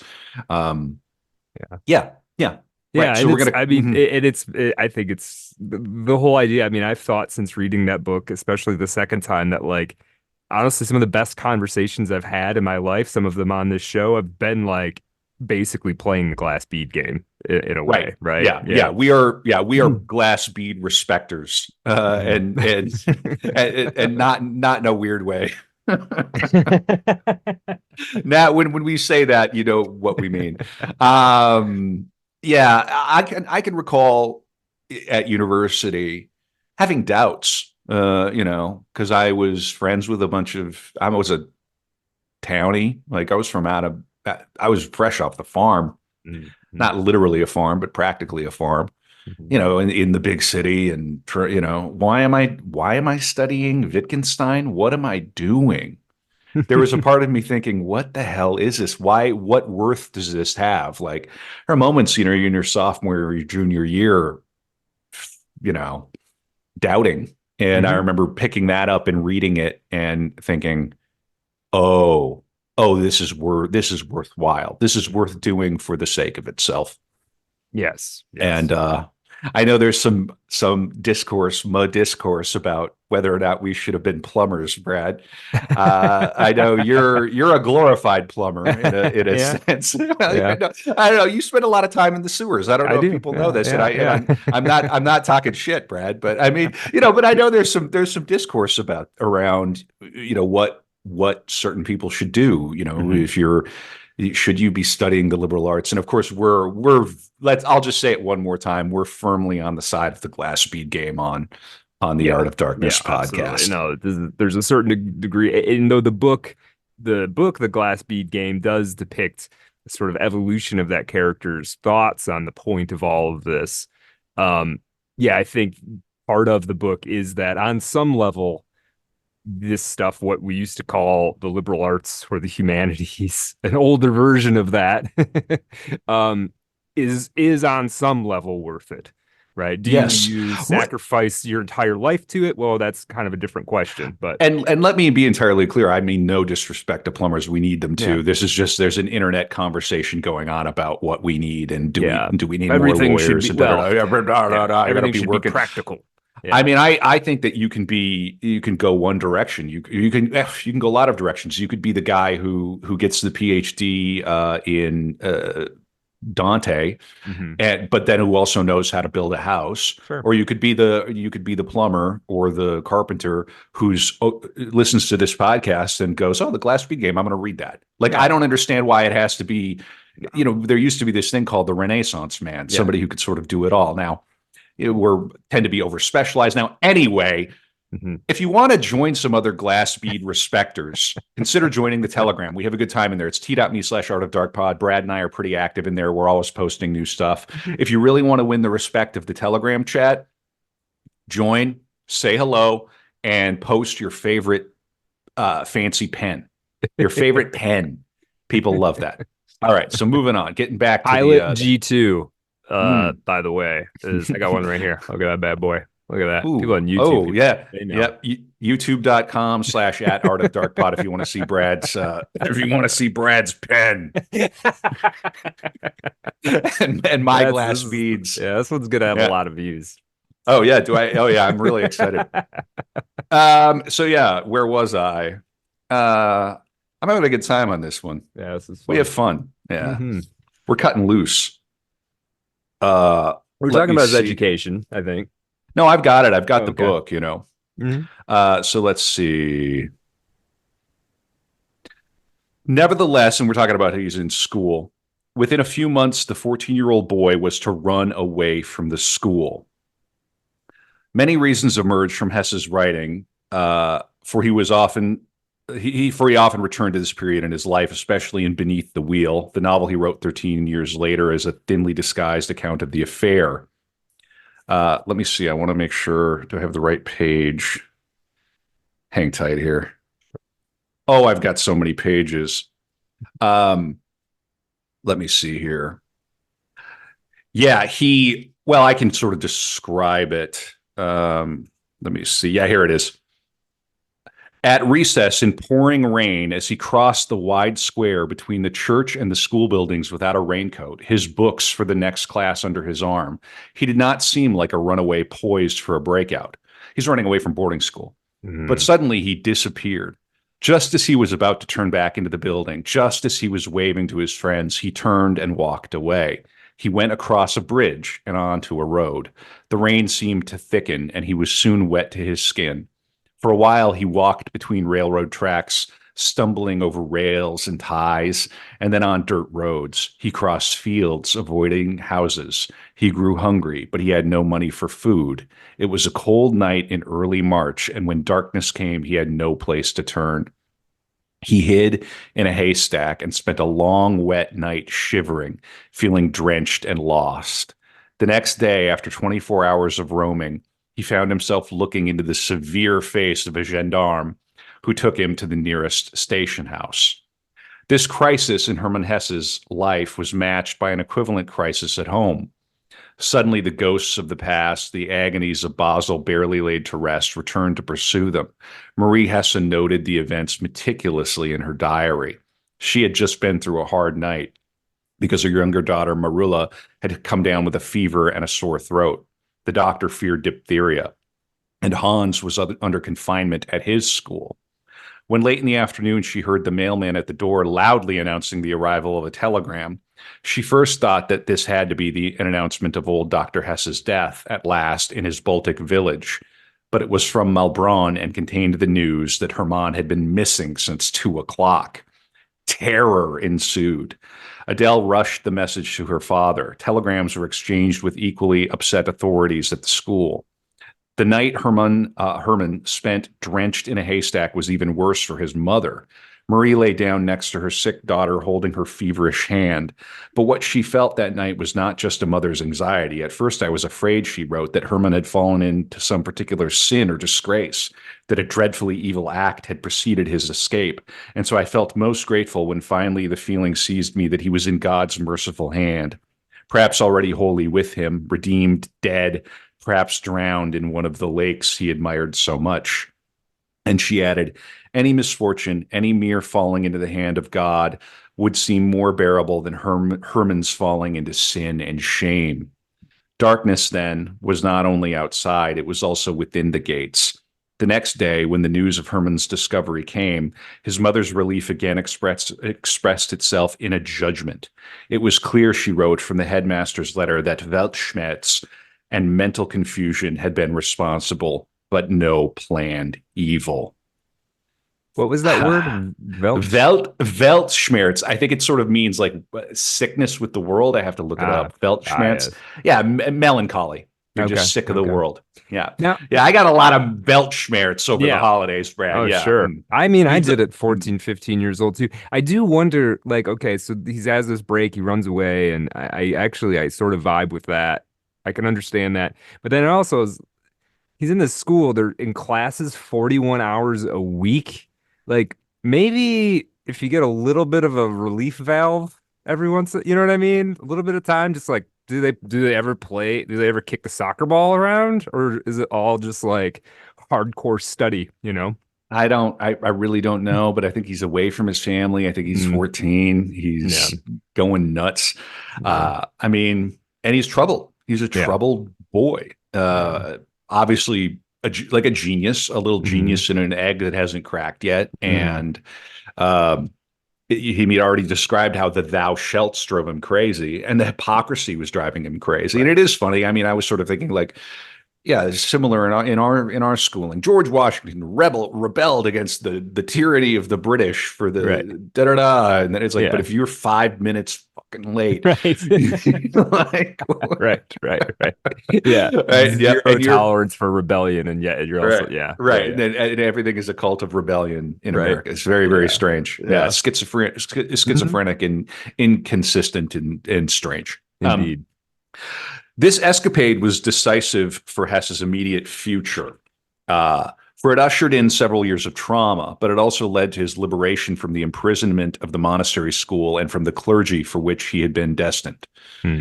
They wanted him to be a clergyman. Mm. Although his actual punishment at the school was not very severe, he received only a few hours of solitary confinement. The authorities now viewed him in a different light. He was allowed to continue his classes and to take examinations, but his removal from the school by the end of the year was strongly recommended. Hmm. As time went on, it's like, we don't want to be responsible for this kid. If he's going to Yeah. turn the corner and go walk out into the rain, like, Yeah. no. His teachers began to regard his behavior as mentally confused, even disturbed. Hmm. For a time, he hung on, partly at home, partly at school, trying to serve out the year. He fell victim to frequent illnesses and accidents. Even the letters from his schoolmates to his parents became alarming. And early in May, it became evident that Hermann could no longer function. Hmm. In May of 1892, Marie Hesse traveled to Mulbronn to pick up her son, and 3 days later took him to the small spa, and here we are, of Bad Boll, where a Protestant clergyman named Christoph Blumhardt had made a small reputation treating mental disorders by exorcising the devil. Yeah. Folks, you want to exercise that devil, I think. Yeah. Yeah. Now we're talking. Now we're talking Protestants. That rocks. Blumhardt was a colleague of Hesse's father and grandfather, and so it was expected that the child would receive special care. But the deep melancholia that closed in around him after his unsuccessful escape still held him in his grip. I'm going to read more of this because this is very interesting. And this is Art of Darkness, so we tend to focus on this kind of stuff because it's important. Oh, this is clearly an important moment in his development as a mind and a person. Yeah. Indeed. Life at Bad Boll was not uniformly unpleasant. Hesse played billiards and checkers to the sound of Beethoven's sonatas. He also had considerable freedom of movement and was able to take up old relationships. For Göppingen, where he had gone to school, was not far away. He received permission to hike there to visit old Rector Bauer of the Latin school, his former landlady, Frau Scheibel, and his former school friends. He was also able to visit Cannstatt, which was not too far away, and to spend time with his half-brother, Theodor Eisenberg, who lived there. Indeed, in Theo's house, he met a girl named Eugenie Kolb, with whom he proceeded to fall in love. She was 22 years old, 7 years his senior, but vivacious and friendly. Age gap. Age gap. Well, we got another age gap coming. We got a big age gap coming. Okay. Oh boy! But well, for he does become one of the best-selling writers alive. So yeah, that's to be expected. But Hesse's age gaps tended to be they went the other way. Oh, She and her mother provided at least the idea of a home away from the institution to which he had been exiled. This is interesting stuff. The deceptive ease of Bod Bowl, which made Hesse's meeting with Eugenie possible, was contradicted by the puritanical preacher Blumhardt. For Hesse, his violent sermons on Sunday were disturbing and painful. Hence, when his declaration of love as an antidote to hellfire and thunder was gently but firmly rejected by Eugenie, he was seized by despair. 6 weeks of bro. Yeah. Bro. Yeah. Bro. She's 22. She's 22. And there's a lot of this is a cliche, Herman, but there's a lot of fish in the sea. Bro. Yeah. But try telling that to a 15 or 14-year-old. I know. He's not hearing you. That's not how it works. 6 weeks. You got to learn that one the hard way, unfortunately. Yeah. You got to learn that one the hard way 5 or 6 times. I'm still learning that thing. 6 weeks of prayers to drive out the devil combined with an abortive attempt to be loved were more than the depressed child could endure. He bought a gun and tried to use it on himself. Ooh. Oh, I didn't see that coming for some reason. Blumhardt was livid with rage. Marie Hesse received his angry letter on the morning of June 21st. She left immediately, wiring her brother David Gundert to board her train in Stuttgart. Blumhardt was waiting for them in nearby Göppingen, spilling over with reprimands. He demanded that the child be confined to an insane asylum at once. Prayers having proved to be of no avail, the only alternative was bedlam. Luckily, the physician they were referred to opposed the idea. He suggested that they look for other possibilities before committing anyone so young. And this isn't like, oh, you're going to go spend a month in the psych ward at the hospital. This is like, we're putting you away. Wow. It'll be your life is, you're in real trouble if this doesn't. Yeah. He suggested they look for other possibilities before committing someone so young, but the doctor also felt that the illness was very deeply rooted since it had such a long history. Accompanied by her brother, Marie next traveled to Bod Bowl to see Hermann. She met him the next day, a withdrawn child imprisoned in a small room of a local restaurant. Meanwhile, Blumhardt continued to rage. The language of his hellfire sermons intruded into his judgment of the boy, whom he no longer regarded as being ill, but as being possessed by evil spirits. He preached to her about the bad upbringing the boy had received and how the Hesses were now harvesting the fruits of their neglect. Finally, the decision was made to take Hermann to Stettin, a place for retarded and epileptic children. But it was by no means certain that he would be accepted. Instead, Blumhardt suggested that they simply arrive and throw themselves at the mercy of the director, Parson Gottlieb Schall. For this ordeal, Marie needed the support of her family. David Gundert, who had temporarily returned home, was summoned once more.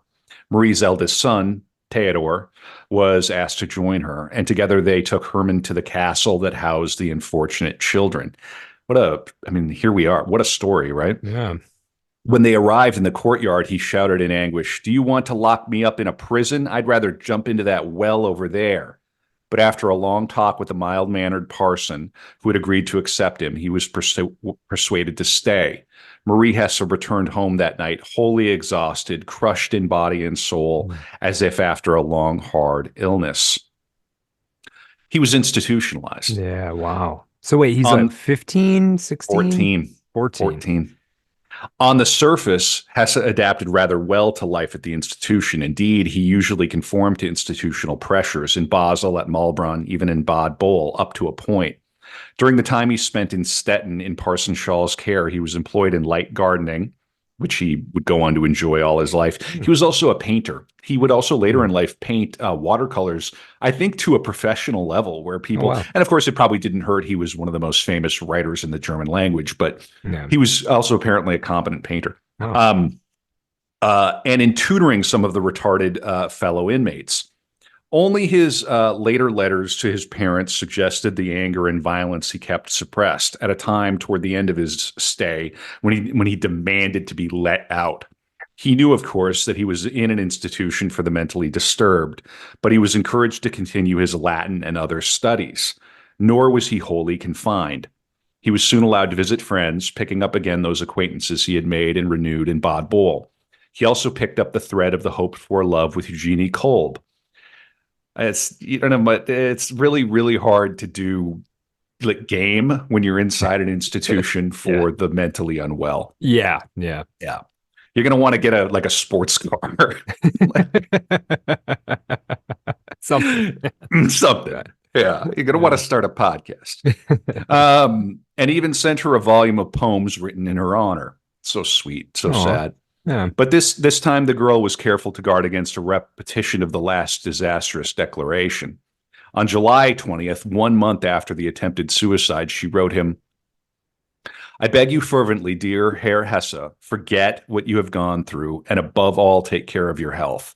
Remember and believe me when I say to you, the first love is never, never the right one. Even if a disappointment in matters of the heart is bitter, it was still best for you not to have found a response to your love. She's not wrong. I'm with her. Yeah. This is I kind of appreciate the forthrightness of this a bit. Yeah. How many women have had to write that letter? How many women have, and I think they call this emotional labor. And I think in certain cases they're correct. Yeah. In the end, she concludes that she would gladly be his friend, his blood brother, and asked him over for the following Saturday when Theodor would be free. At first, Hesse accepted this offer of friendship. Friend-zoned hard. Yeah. And indeed wrote home a week later proposing that he be permitted to attend the gymnasium in Cannstatt after his recovery to be near the Kolbs, since Eugenie and her mother had become mother and sister to him. When later, and you could just feel the fireworks of an artistic temperament here. Just it's maudlin. It's over that. It's way too much. It's way too high, way too low. There's no middle. He comes from this pietist family, you know, you wouldn't be surprised at this point. I wouldn't be surprised for him to like cut off an ear or pinky, right? That's like in that sure. I mean, register. And who knows? There aren't many details in this biography of like, did he pull the trigger? It's not entirely clear to me, but I mean, he could have been a few inches away. We could have been a few inches away from never having Steppenwolf, never having Demian. Could have just, whoops. You know, done and dusted. Yeah. You know, let's see here. When later in the year he did attend the Cannstatt school, he felt a lack of contact with her that again proved to be a source of crisis. At the moment, however, the continuing warmth with which he was received, the excursions into the countryside, the caring of the inspector, suited him well. Progress appeared to be extraordinarily rapid for a boy who had been delivered to the institution in a state of severe depression only a month earlier. Superintendent Schall sensitively observed that Hermann was like an egg without a shell, yet he was most optimistic about his complete recovery. In August, Johannes Hesse took his son home, and the picture darkened once again. Home was where he most wanted to be as he sought substitutes for home in his various places of exile. But the moment he returned, it seemed to him forbidding and hostile. Life was continuing with the usual gentle confusion at the Hesse's home and call. There was the usual coming and going of visitors and overnight guests. There were the children's illnesses and demands, yet Hermann refused to take part in most of the family's undertakings. He did not go on walks or talk much to his family or take the medicine the doctor had prescribed for him. When the gymnasium in the town, it's the high school, in the town of Reutlingen, I nailed that one. Nice. Refused to accept him because of his record, his tantrums and angry withdrawals increased. Well, yeah, you're not going to get into Yale after. It's going to be real tough. What's funny is like now you just write an essay going, I was institutionalized. I got serious problems. Yeah. Right. Come right on in. I'm real fucked up. Right. Did you check? Yeah, check out the lived experience on this one. Yeah, exactly. Yep. I can just imagine it now. Somebody lying on their resume about being institutionalized. Look at how damaged this one is. Oh man. 2 weeks after his return, Johannes Hesse wrote to Parson Schall asking him to take the boy back. Wow. And on August 22nd, he traveled to Stettin to deliver his son, who was to remain there for 6 more weeks. I'm going to keep going because this is such a key part of his life. The brief time at home in the late summer was perhaps the hardest time of his difficult childhood and adolescence, for he felt confirmed in his belief that he had been condemned to permanent exile.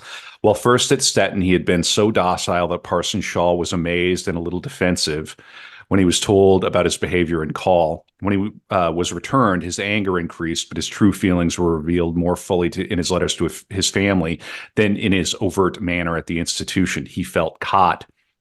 Aware of having been branded mentally ill, he wrote an angry statement to his parents. If you could look now into my innermost soul, into that black cavern where only one point of light glows and burns hellishly, you would wish for and grant me my death. Livy is lying open before me. I'm supposed to work on it and can hardly do it. I'd love to throw all of Livy into the fire, including dictionaries, and with it, that whole insane asylum, ball, call, present and past, and fling myself after them.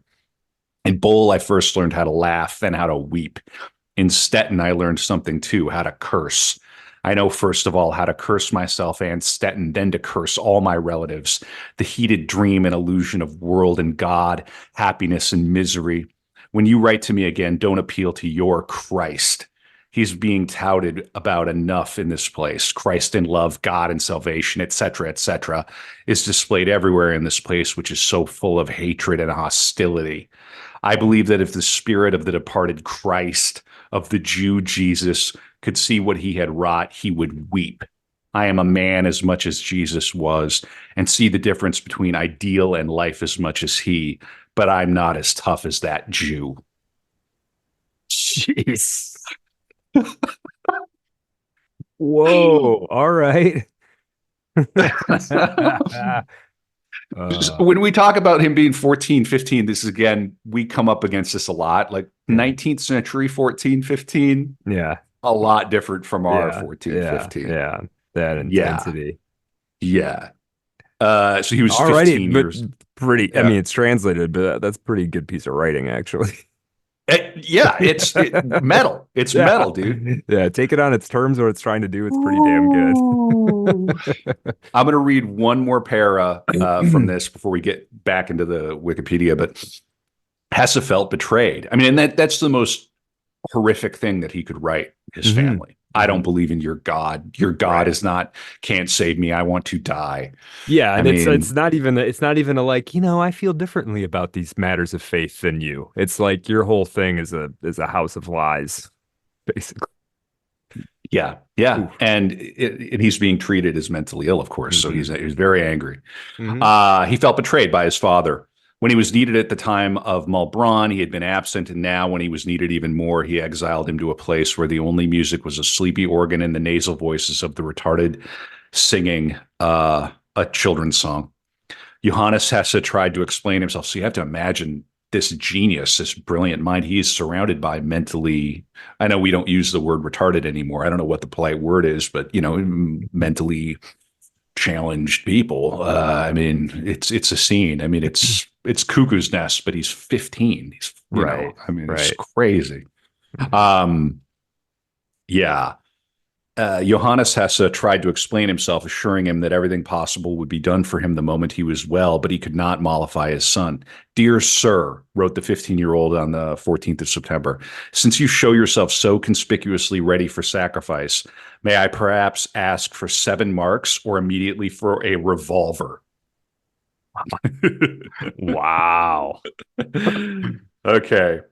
Here was the final diagnosis from Parson Shaw. I spoke this morning with Dr. Habermas, the physician. He agrees that we should let Hermann go to Basel. It is his opinion that Parson Pfisterer's influence will surely be favorable. The prognosis of primary insanity he is not yet willing to make. These may be the symptoms of initial stages of such an illness, but he does not want to judge this with certainty. That would indeed be, as Herr Hesse put it, a verdict of death. Let us hope to God that matters will not be that bad. Tomorrow I will therefore put Hermann on the train that will arrive in Stuttgart at 6:40. Hermann traveled directly to Stuttgart without stopping at home, where his mother lay ill with a gastric fever, and he was warmly, "You're killing your mother, Hermann. You're killing your mother. You're killing your mother." And he was warmly received in Basel, where he greeted his old mentor with "Grüß Gott, Papa," and then made himself at home. He soon moved into the old boy's house where he had lived as a small child. Parson Pfisterer functioned as a father who understood him at last. So in any case, Hmm. he survives this crisis, ends up in Stuttgart.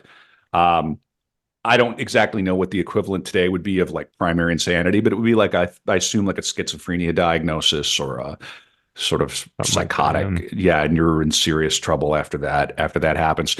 Brad, how are you doing? Where are you at with Hermann Hesse at this Yeah, point? I somehow expected for whatever reason his life to be a little more I didn't see this aspect of it coming, but maybe it the fact that he went to that depth and then kind of got out of it is indicative of the kind of patterns of some of his storylines. So that's interest. It's interesting. I mean, I think most young people, though they don't have those experiences, can relate to probably some of those feelings he was having.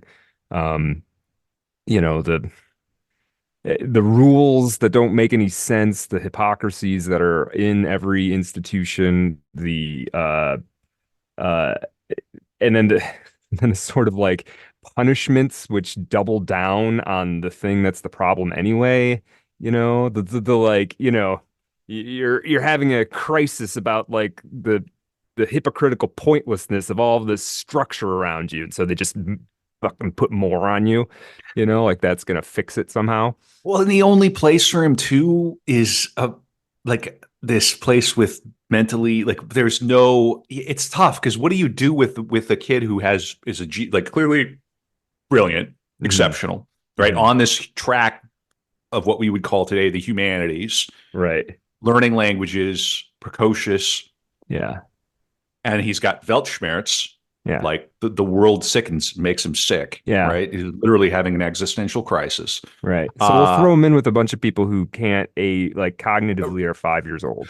right, right. So Yeah. like, yeah, that's not helpful, Right. but where else are you going to put him? You got to kind of lock him away, sort of. Hmm. Yeah, yeah. It's yeah, very interesting. Yeah, I Yeah. remember. I mean, when I was researching this, I'm like, damn, he just like me for real, for real. Right. I mean, yeah, it was being a teenager is not it's not easy, Mm-mm. Mm-mm. Yeah, not for a lot of people. Like some Yeah. people, that's the best time of their life. But man, good for you. I'm because it ain't for a lot of people. Yep. All Yeah, right, that's for sure. cool. Let's keep banging on here. Uh yeah, so I read through some of this. At the end of 1892, he attended the gymnasium in Cannstatt, which is now part of Stuttgart. In 1893, he passed the 1 year examination, which concluded his schooling.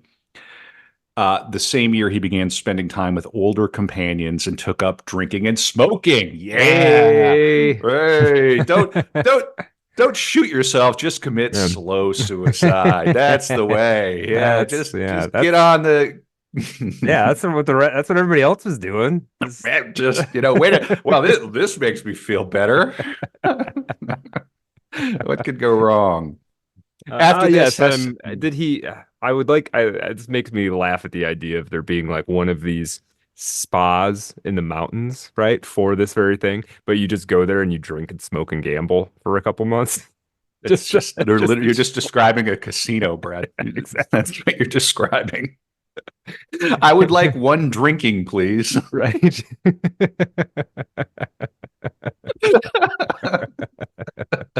hmm Yeah. hmm Yeah. Yeah. Uh, now, what do you? This is okay. So, what do you think Hesse would end up doing as a career, based on everything because there's a period between this and between when he can't you can't just be like I'm a writer and get Right. paid to Right. be a Right. writer. Yeah. Like what even then? What do you Well, think he would do?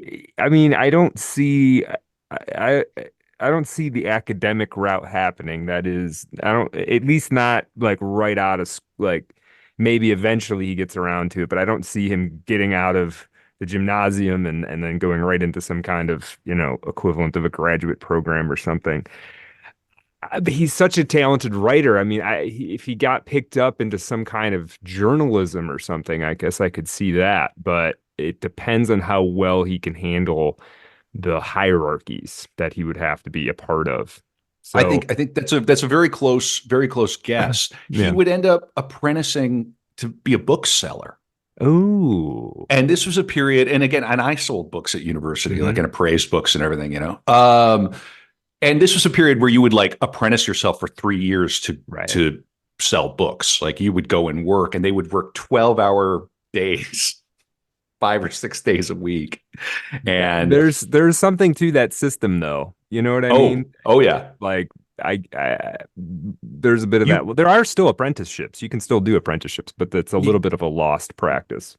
Yeah, yeah, yeah, and you just live at work. That's all it Mm. is. You just get up and you live at the office. You take breakfast, lunch, and dinner at practically, or maybe not dinner, but that you just live at it. Hmm. Um, and the when he and I'm sort of skipping a few steps here, but when he would finally do this apprenticeship, there were like clear practices. There was like a lot of these booksellers were also publishers. It was Right, sort of right. all of a part. They would publish, then they would have their sort of like new sales, and then they would have their used. And he was always interested in the used Sure. book Yeah. selling, which is a very fun and interesting area. Mhm. You could if you were really devoted to it, you could make a career being a used bookseller right now. Sure. Yeah. There's a lot to it. You're not going to get rich doing it, but well, so in any case, he began a bookshop apprenticeship in Estinge am Neckar, but quit after 3 days. Oh, Then, in the okay. early summer of 1894, he began a 14-month mechanic apprenticeship at a clock tower factory in Call. Huh. The monotony of soldering and filing work made him turn himself toward more spiritual activities.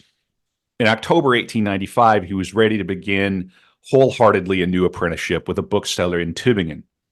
This experience from his youth, he would eventually come back to in Beneath the Wheel, which we'll come to.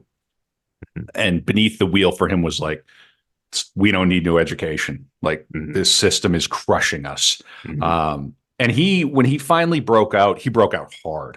Like Mhm. by the time he very, very quickly became a professional writer, he Okay. was like a darling. When he broke out, it was like boom, everybody knows who Hesse is. And it was Oh, with the good. novel Peter Peter Kamenzind, Hmm. which we're going to come to. And then Beneath the Wheel followed shortly after, and he would be picked up by like the young people. We're like, yeah, Ah, fuck this system. right. Like Right. this is Yeah. this is terrible. We got to Yeah, do something different. he's the Yeah. Pink Floyd of like 1910 or whatever. Yeah, Yeah. 18. Yeah, yeah, Yeah. exactly. Yeah, right around World War One. Mm. And he Drats, it'll come back to me. I have it in my notes here. There was another idea I had, but right. Do you remember when we talked about the Vondervogel Yes. in Yeah. In the the yeah, Junger episode. Yeah. yeah, right. You know about the Vondervogel. Yeah. Yeah. That movement was running next to Hesse's career, and Okay. the Vondervogel were very similar to the hippies Hmm. in a sense, right? We're going to nature. We're going to go live in communes. We're going to go live in camps. We're going to go sing songs and be around the fire. We're going to be free, born to be wild. Hmm. That movement picked Hesse up. And then similarly in the 1960s, in the 1950s and 60s in the US, similar vibe would pick him up. So Okay. Okay. he always sort of like had one foot in and one foot out. Like, he wasn't, you can kind of get a sense he's not a joiner. Right. Right. Right. Yeah. Yeah. So, yeah. Well, and can you, for people who don't know about the Vondervogel, you want to describe that? Yeah, I mean, I couldn't. It was a sort of a pre-World War One predominantly, though I'm sure it existed on some cultural level after that. Yeah, it was a sort of proto-hippie movement. I think there are distinctions. They weren't dropping acid or anything, but there was a there was a back to nature component of it. I think of it almost as like um the Boy Scouts if the boys just stayed in the Boy Scouts until like you Yeah. know what I mean? They were 19, 20, 21 years old and they kept doing Boy Scout stuff. Yeah. And maybe I'm overstating the comparison between that movement and the hippies. Well, there's a just in this, lineage there. Yeah. well, yeah. I mean, it's like a return to nature. The Mhm. Wandervogel movement was much more nationalistic. Mhm. It was sort of German, and a return to nature. It's a youth movement, and there you go. Mhm. So, okay. Well, yeah. It literally just means wandering bird, and it was a German Mhm. youth. It was a popular movement of German youth groups from 1896 to 1933 who protested against industrialization by going to hike in the country and commune with nature in the woods. See, And I'm down with this. If anybody wants to start up the Wandervogel, Wandervogel, I'm in. okay. Yeah. Listen, I mean, there could be a youth movement right now that says, fuck AI. Fuck the Yeah, computers. I hope Like there you is. could do Yeah. that. I mean, Yeah. what would it would be the Yeah. Butlerian Vogel, The the Butlerian I'm Jihad. down. I'm down. They said on their internet podcast. Yeah, but stuff like that is going to emerge. I think this stuff is too extreme. Like we're up Yeah. against something that's too hardcore and Yeah. too Well, totalizing. maybe, yeah. Yeah. Yeah. And I mean, there already is some of that. Like, bro, you just go get on a farm and leave the cities and you Yeah. touch grass and get offline and look after your family. And we're already hearing that. You hear that everywhere. It's just the trick is how serious are people? Because Right. I get the impression not everybody is that. I think people say that, Yeah. but I just don't. I don't know. I don't always see the proof out there. Not Mhm. everybody. It's very expensive. It's very expensive to uproot your life. It's It very is. difficult to leave your. Anyway, very Yeah. tricky. Mhm. All right. Cool. So he began working at this bookshop in Tübingen, which had a specialized collection in theology, philology, and law. Hesse's tasks consisted of organizing, packing, and archiving the books. After the end of each 12-hour workday, he pursued his own work, and he spent his long, idle Sundays with books rather than friends.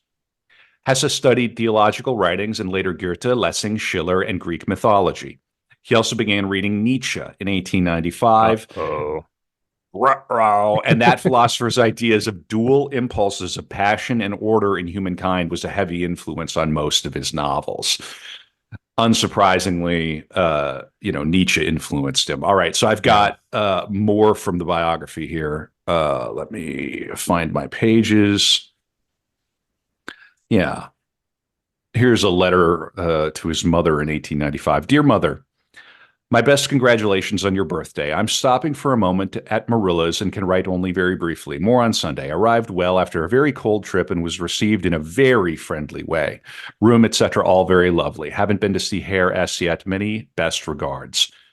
I'm writing in haste at Marilla's with very bad ink. Your grateful Hermann. This is how young Hermann Hesse began his new life, reflecting it intensely in the mirrors of the old, of that home and family he had struggled so hard to embrace and to leave. Even as he set out on his own, he was able to touch base with his sister, who was then staying in Tübingen. But especially striking is the voluminous correspondence with his parents, which began at once and which, in Hesse's paradoxical way, became his route to himself. So yeah, let's see. He was talking about how much he would write, and then here's a bit about their work days. The apprentice's workday stretched out in 12 endless hours, from 7:30 in the morning until the same time at night, with only an hour and a half for lunch. Still, the early letters suggested the same open-eyed pleasure that Hesse had shown each time upon beginning his new lives. In Malbronn, in Cannstatt, at the factory in Kahl, he was determined to accept, even to like as much as he saw, yet to appear discriminating and instructive as well. He was unable to contain his correspondence. He's a scriptophile. All his seeing and hearing had to be reflected in the mirror of that invisible audience and call.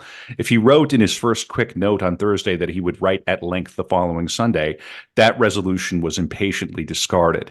Not only did he report at length on his first hours at work that very same evening, he also began a marathon epistle the next day that took him through a Friday and Saturday. He's writing every single thing. He's a writer. He's a natural writer. He is a person who he doesn't have. There's no LARPing. There's no I'm trying this on. This is how he knows his world is through the word. It was clearly staged for an audience. characterized by the delight in teaching and preaching that was one of Johannes Hesse's legacies. He passed somber judgments, as though his parents had never been away from call. He's precocious. He liked the town of Tübingen with its crooked alleys and its medieval romantic spirit, even if it was a bit smelly and dirty. The castle, which he could see from his room, was splendid, and the view from its height breathtaking. His landlady fitted in with the atmosphere of the town. Frau Leopold was a deacon's widow, as loquacious as she was maternal. She stuffed him with food of the choicest kind, pampering him at the price of making him listen endlessly to torrents of words. He had a hard time getting away from the table as he was filled up with stories about people and places in Frau Deacon's long life. Yet Hesse also felt strangely touched by that mixture of lives from Kahl, Basel, the Baltic, all places from his own life, and of those missionaries and their various friends with their illnesses, deaths, betrothals, and travels. And as Frau Deacon turned to herself, to her own childhood, marriage, and widowhood, he felt drawn to her while feeling strangely restless, as though he were held in that place at her lunch table against his will. Let's see here. It's a little bit more.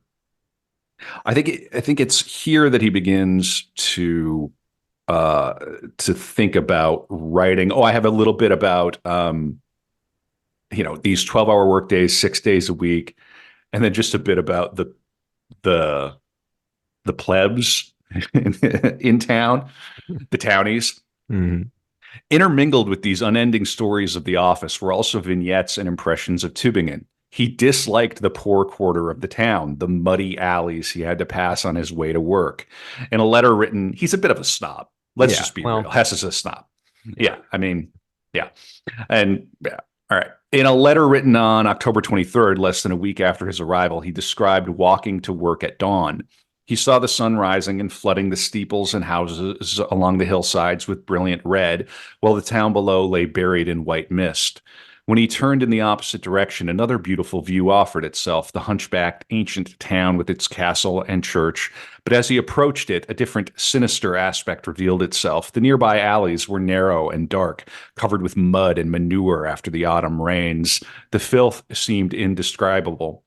And when Hesse got stuck in the slimy mud more than ankle deep and, startled, tried to pull out, an old man shouted at him from a doorway in the grossest dialect, "Go on, Herr, go to it. Don't shirk the dirt." Hesse was horrified and described the townspeople as a dreadful breed, gross and dirty and usually full of wine. Since he had to pass through their worst alleys to get to work, he at least indulged in moral indignation. He regarded them with derision and pity, the drunken men, the slovenly, skinny women, the filthy, insolent children. Still, ended his description, it seems to be a healthy breed. So yeah, I mean, this is a young man. He's, maybe not the most sophisticated. There's a little more about his problematic relationships because all of his friends, most of his friends went on, they were in the academy. He had been knocked down a few pegs. And I think the impression is sort of like he was institutionalized. You're not going to get in. Like, right. No, right. Everybody knows. Oh, like, yeah. Does that, where are you going to get, you're not going to get any references, right? You're lucky you even got through the school. So now you've been knocked down. You're a bookseller now. You're going to be a merchant. You're going to be the merchant. Right. Yeah. More problematic were Hesse's relationships with his contemporaries, former friends who, unlike himself, had gone to Tübingen as full high school graduates and were now students at the university or the theological seminary. There is no question that they presented a problem that began to disturb him soon after his arrival. For example, he mentioned an old roommate, Gotthilf Enninger, with whom he had lived 5 years earlier in Frau Scheibel's place in Göppingen. At the time, he had admired his scholastic prowess, better at the German than English. He had placed 19th in the state boards, but now Hesse was more ironic.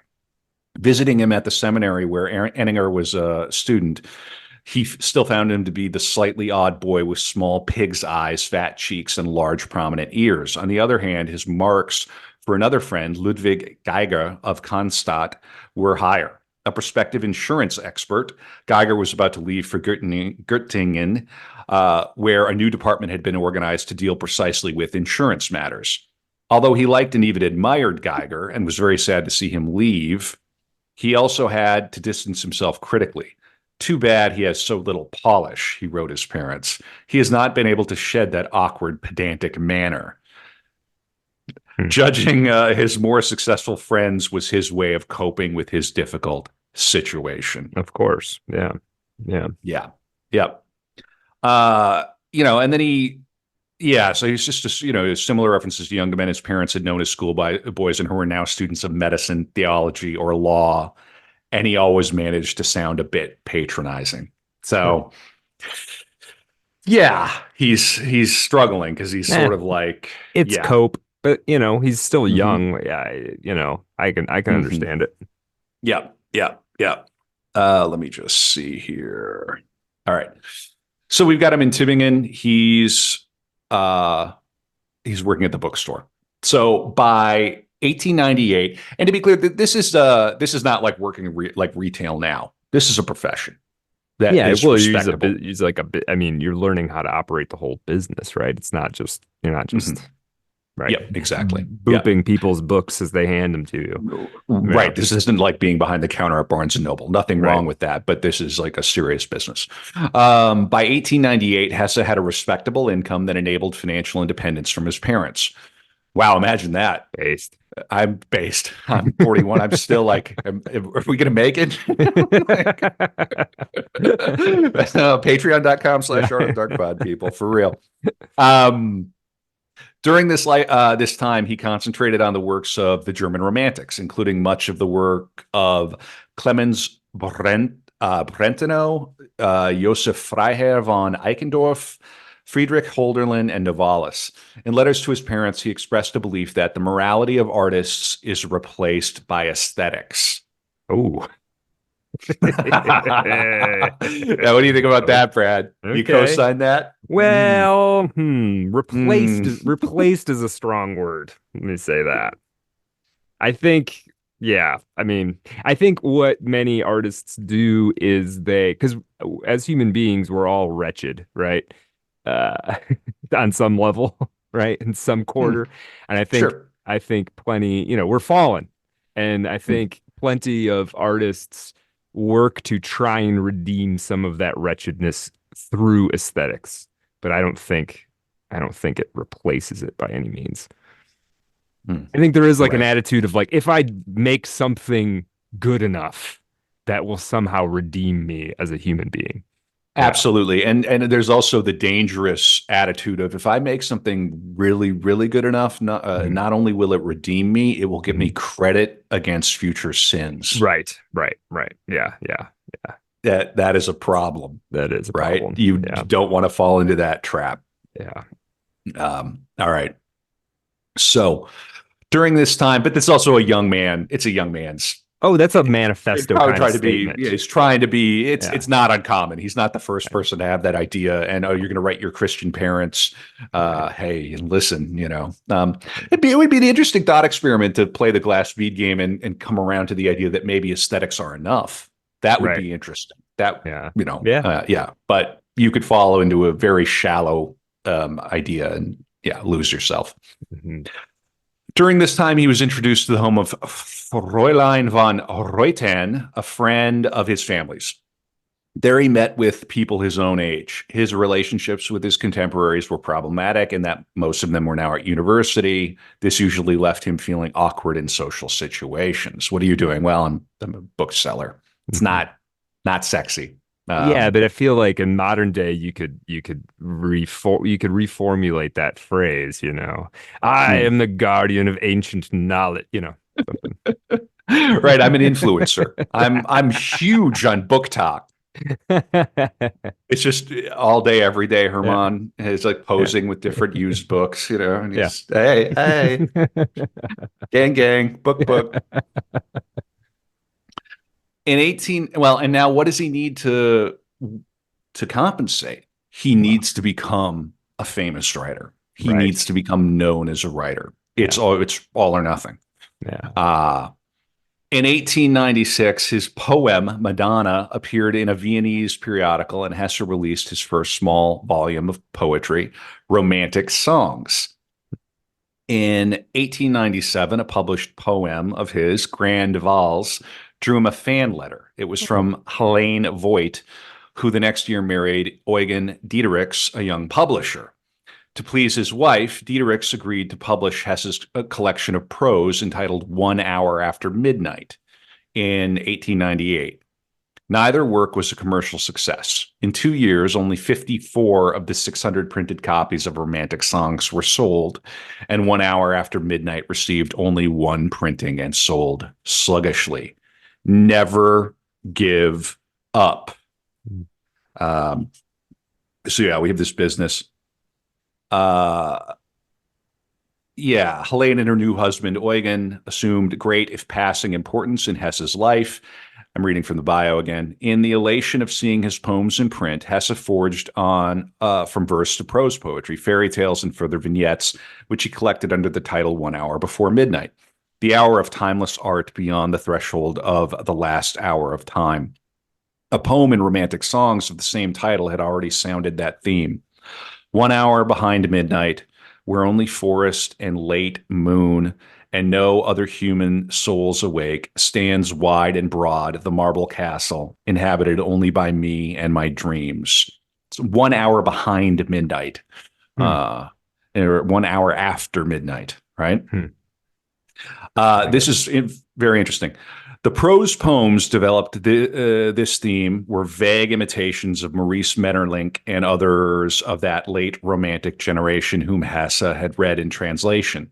They mirrored ponds and lakes, revealed symbolic diadems, showed pastoral princes and princesses in stylized conversations, and also evoked terror and despair. They reflected an underlying current in a life that was still occupied with visits to the herrings or mild contretemps with Herr Sonnenwald. Throughout all of this, and you're going to hear these different names, he would, as a youth, after he got through his crisis, he was from a good family, and he was brilliant, and he would ingratiate himself, and he had a respectable income, a respectable job. He would ingratiate himself with these various families where they would have salons and people would come over, and he was among that set. Yeah, I mean, it wasn't like he was a total alien or outsider. So in any case, right. So it's not like don't get into the academy now. You live in a hovel someplace. Yeah. No, I mean he could never lose the trappings of that upbringing, and the sort of, I guess, the relative dignity of it, just the learnedness. I mean, you can hear even in his letters. Yeah. This is interesting. The book was to be mildly approved by no less an authority than the famous poet Rainer Maria Rilke, who we will cover eventually, who added, however, that it was on the verge of art. Okay. All right. That's still pretty good. Rilke's like, man, yeah, your kid. Right. You're gonna get there. I mean, he's only what? How old is he? Is he even here? Let me see. So I mean, it's 1899, and he was like 22 years old. Yeah, I mean, right. He's a pup. Yeah, he's a pup. Yeah. So good stuff. I mean, and as I said, of all the writing careers that we've covered so far, he blows up the fastest and the hardest. Wow. Okay. I don't think there's anybody that we've covered. Maybe Hemingway. Okay. But this is like a Hemingway level success story, like from zero to 60 pretty fast. Yeah. Which makes me so happy in light of how difficult his life had been. Like, well, I mean, he kind of did it to himself. Not that his life was difficult, but he was so troubled. Yeah. Well, I mean, a lot of do it to yourself. I mean, a lot of this stuff is what they now call big feelings. And and when you have big feelings, sometimes it takes some years to wrestle those things down to, so you can function. So, yeah, I mean, it was so operatic.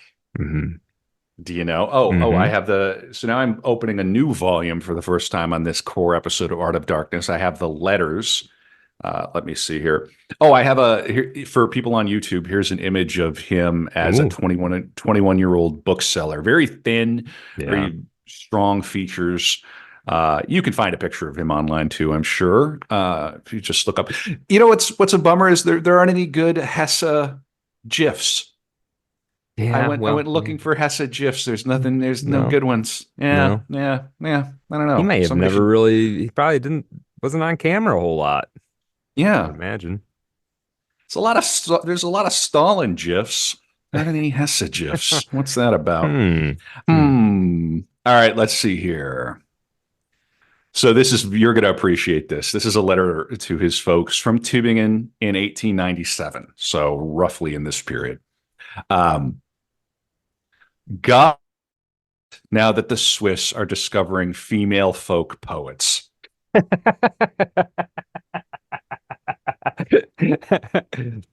That's Based. that tweet's gonna be a banger, I think. That's right. He's just like me for real. That is a flourishing industry, not to mention religious poetry. That is the most ticklish and, on the whole, least artful genre I have ever come across. The more lyrical, the less pious, and vice versa. It was the Moravians who really slit the genre's throat. Do forgive me. It's just that there is something tragicomical from the outset about the religious and, more specifically, non-liturgical verse of Protestant pietism, and the gems by Gerhardt and Claudius don't necessarily gainsay this.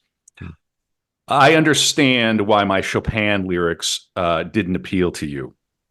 He wrote a poem called Chopin. It's not great, but what Wagner was to Nietzsche, Chopin is to me, perhaps even more so. There is a relationship between the very essence of my intellectual and spiritual life and the warm, lively melodies, the piquant, lascivious, nervous harmony, and all the other qualities of Chopin's remarkably intimate music. And I frequently marvel at the elegance, reserve, and accomplished sovereignty of Chopin as a person. Everything about him is noble, although he can be degenerate. One other thing. Over the past few weeks, I have written a couple of little essays, which are not intended for publication, but for use in personal letters, etc. These are more or less ready now. They were intended for Mother's birthday as a substitute for my unsatisfactory correspondence. All are quite personal and written for you alone, but now I hesitate once again and don't know whether I should send them to you. They certainly won't be any great success. No doubt we should all always be going around in circles, searching for mutual understanding. Much love and many kisses, gratefully yours. So his folks don't get it. His folks No. don't get his poetry, and Yeah. they're Yeah. sure. How could they? You don't get it, Right. Ma. Yeah. Yeah, exactly. No. So this is all, so he's seeing his stuff in print. It's not, this early stuff is not bound for wild success. Go Just on, as a Brad. aside, I don't know if it's particularly good for an artist's development if their parents get it. Unless the parents are like, blue names in Wikipedia Well, who yeah. can Okay. help their career, right? But I Right. mean, yeah, Right. yeah. For the Yeah. rest of us, Yeah. yeah, you kind of want to alienate your folks a A little little bit. bit, Yeah, Yeah, just a yeah, little yeah. bit of separation from him. It's I nothing think so. crazy. Yeah, no, you don't want to end up in an asylum No. necessarily, or if you do, you want to get out as soon as you can. Hmm. Um, so Hesse suffered a great shock, and this letter that I just read presages it, when his mother disapproved of romantic songs on the grounds that they were too secular and Hmm. even vaguely sinful. And I have a little bit about that here. I should have some of that. Let me see. Make sure I have the right. Yeah, she was not thrilled. Let me just read from one of the letters, actually. Yeah. Hard time finding that one. Do you ever find when you're working on the show, Brad, there are certain passages that you can't come back to? Yeah. Oh yeah. I go three times. Okay, this is it, and Nope. I just for whatever reason, it's just Yeah. not to be found. Okay, Yeah. but this Every is once his in a while, letter. something slips through the cracks. Yeah. Well, you can read between the lines here. This is to Marie Hesse, Tübingen, 1898. There is no way I would ever refuse to listen attentively to what you have to say. I can see that you read the poems carefully and kept an eye out for the genuine article. What should I say about your opinion? I believe you are absolutely right in some cases. In others, it's a matter of insignificant differences of interpretation. And in others, still, you touch upon things that, to me, have the force of law. But what's the point? I wish to thank you for reading all the lyrics so lovingly and also for going beyond them and thinking of me with such heartfelt solicitude. Just two things by way of justification. He's got a lot. He's got a lot of it in his letters. And another thing. What? Just that said, yeah. Yep. First of all, the very title, Romantic Lyrics, suggests a confession that is aesthetic as well as personal. I believe that they mark the end of a phase and that it just isn't right to draw conclusions from them about my future work. The manuscript has been finished since spring. I have been lonelier, quieter, and more clear-headed ever since. Second, after a lot of reflection, I felt that in putting it together and deciding which songs to include or omit, I couldn't let myself be swayed by anything personal. The little book was not intended as a miscellany, but rather as a unified whole, a series of modulations and variations on one basic romantic motif. Believe me, Mother, your verdict was more important to me than any of the reviews. I'm much in awe of your judgment and sensitivity. Besides, our hearts are not at such a remove that I would find your motherly admonitions and worries incomprehensible and unworthy of respect. You have no idea how many of them seem true to me, even though, despite my best intentions, I am unable to at present to make them my own. When I think of my difficult years, how can there be any part of me left that is ungrateful and doesn't want to submit to you? I have been having headaches since the day before yesterday, and I'm using phenacetin with good results. I was healthy for so long that I now feel a bit subdued and dispirited. You will always have to make plenty of allowances for me and my letters. So, Mom is like, what are you doing? I'm not so sure about these poems. I mean, I kind of like, I get that they're not seeing eye to eye, but I do kind of like their correspondence. I mean, it does seem like they're actually engaging with each other a little bit. I don't know. It's kind of nice. Yeah, these are intellectual people. Right. These people have read Goethe and Nietzsche and, I don't know if Mom has, but certainly he has. And if Mom hasn't, she's at least aware of them, and she probably has. Yeah, these are learned people who can talk at a very high level. Although it's very funny that there's a lot of gentle sniping. Yeah. Like I would but of course I would never. Yeah. Two things. Right. Just two things, Brad. After the pod, we're going to have a production meeting. I just have two things to talk about. Too quick. You got time for a meeting? You got time for a quick? You want to get on a quick Zoom? Yeah, we'll do two. Just 5 minutes. Just 5 minutes. Yeah. All right. Fun. So he ends up moving to. So he graduates from that apprenticeship. The apprenticeship, 3-year apprenticeship finishes. I can't remember what area of the practice he was in, but it wasn't in the used books. And that was what he liked best. So he ends up moving to Basel in die Schweiz in Switzerland, and takes the job at a distinguished antique bookshop, which lets him focus on his on the area of practice that he likes, which is the used antique books. All right. So here's his own autobiographical writing. In the fall of 1899, at the age of 22, I went from Tübingen to Basel, and there for the first time felt a serious, vital relationship with the graphic arts. During my Tübingen period, from what time I had was devoted exclusively to literary and intellectual matters, especially to my involvement as though drunken or possessed, first with Goethe and then with Nietzsche. In Basel, however, my eyes were opened and I became an attentive and soon a knowledgeable observer of architecture and painting. The little circle of people in Basel that now took me up and helped to educate me was completely saturated with the influence of Jakob Burckhardt, who had died a short time before and who was to occupy in the second half of my life a place that formerly had belonged to Nietzsche. And so during my years in Basel, I attempted for the first time to live in a tasteful and dignified fashion by renting a strikingly handsome room in an old Basel house, a room with a great old tile oven, a room with a past. But I had no luck there. The room itself was marvelous, but it was never warm, although the old oven consumed great quantities of wood. And under the windows from 3 o'clock in the morning on, milk wagons and market wagons from the Alban Gate rattled over the cobblestones of the apparently quiet side street, making a hellish racket and robbing me of sleep. Defeated, I fled after a while to a pretty room in a modern suburb. And then began the time of my life when I no longer lived in rooms accidentally come by, often moving from one to another, but in houses that became dear and important to me. And then he goes on to talk about his marriage, but which we're going to come to. Okay. So from late 1899, he worked in a distinguished bookshop in Basel, an antique bookshop. Through family contacts, he stayed with the intellectual families of Basel. And so now we're really in a city, and we are in a place of culture. I mean, you hear about Art Basel. I mean, this is Tony. Mm-hmm.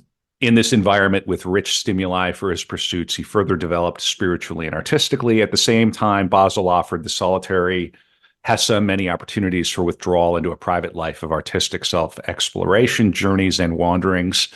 In 1900, Hesse was exempted from compulsory military service due to an eye condition. This, along with nervous disorders and persistent headaches, affected him his entire life. He was depressed. He's up. He's down. He's got headaches. Mm-hmm. He's sensitive. He's almost a cliche. Egg without a shell. Yeah. Yeah, he's an egg without a shell. That might be the name of the episode. Hermann Hesse, an egg without a shell. Mm. In 1901, he undertook to fulfill a long-held dream and traveled for the first time to Italy. In the same year, he changed jobs and began working at the Antiquarium Wattenville in Basel. He had more opportunities to release poems and small literary texts to journals. These publications now provided honorariums, so now he's making money. His new bookstore agreed to publish his next work, Posthumous Writings and Poems of Hermann Lauscher. And Lauscher, I believe, means listener. This is like the posthumous writings and poems, but these are his writings and poems. Yeah, he frames it. It means listener. Yeah, and he frames it as, this is very similar to Steppenwolf, where it's like, here are the writings of the Steppenwolf, but I have to introduce it to give you an idea of what you're encountering. And I like it. We're not going to dwell too much on those because they're still sort of qualified as juvenilia. The first big breakout book is Camencint, which we're going to come to. Now, here we are back in the biography. Life was opening its doors to Hermann Hesse just as Marie Hesse underwent a long and difficult illness. Not even 60, she spent her last year in pain. Her son, Hermann, to whom she had devoted years of anxiety — you're killing your mother, Hermann — was full of feeling and remembrance, but except for letters, he kept aloof. He rejoiced when he heard his mother had a good day, but being constantly caught in his headaches and in insomnia, constantly on the move on his outings and journeys, he was unable to get closer to her suffering. It seemed as though he would dissolve if he allowed her agony to touch him, and he was determined to maintain himself, to preserve the taut core of his being that created his art, even as his language turned languid and soft. Toward the end of his mother's life, after his return from the Swiss resort, his letters to his father became dense with mutual concern, yet his distance remained. A few days before Marie Hesse's death, Hermann was able to wish that she would soon be released from her torment. And he's only a day away. Yeah. Okay? Yeah. The feeling was clearly right. Her pain had become unbearable and continuous, but it was wrapped in a letter full of newsy items and self-concern. He's a bit of a narcissist. I'll admit that. And it comes over in the writing as well. But we ended up working with it. But at this point, I'm not a huge fan of what's about to happen. He could not engage himself with his mother's death, just as for the past 2 years since her rejection of his poetry, he could not fully engage himself in her life. When death finally came to Marie Hesse in April of 1902, He was as prepared for the shock as he remained distant from its effect. He did not attend his mother's funeral and call, a day's journey from Basel. On April 25th, he wrote on a postcard, "My dears, I was already in my traveling clothes when Papa's 2 postcards arrived at the same time. After hard thoughts, I decided to remain here." He was not saying why he was not coming home, but his motive became clearer during the following days. Joining his family at that time would have drawn him into a vortex he feared most, that palpable awareness of loss from which he tried to protect himself all his life. In his response to the family, he sought to make up for his fear by expressing the grief he shared with them. "Despite the great pain, I am nonetheless glad of our dear mother's final release. In my thoughts, I stand with you by her graveside and hold your hands." Hmm. Yeah. He would eventually write the family. Well, he said, "That I'm not coming, Papa has already forgiven me for in advance. Should some time from now, when the present emotion-laden time is over, you find my visit agreeable, I will come with pleasure." Then he wrote, "As sad as I am not to have been present at the funeral of our dear Mama, it was still perhaps better for me as well as for you that I had than if I had come. I was and still am very depressed. Still, I suffered less during the days since the 24th than during the weeks preceding it. Since the news of her death, I have been too numbed and fatigued to sense anything more than a dull pain. In addition, I wished so strongly for Mama's release during recent weeks that, despite all our mourning, I also feel glad of her blessed, gentle return home. Also, ever since I have had the feeling not to have lost her, but to be in her spiritual presence beneficently and consolingly." His feeling for his mother and his isolation for her, he expressed with simple honesty in a poem he wrote upon her death, which was later reprinted in Adele's book about Marie Hesse. "I had so much to tell you. Too long was I in foreign lands, but still in all those days, it was you who understood me most." But he doesn't go to his own mother's funeral. That's wild. Oof. And that to me it's a tough one, man.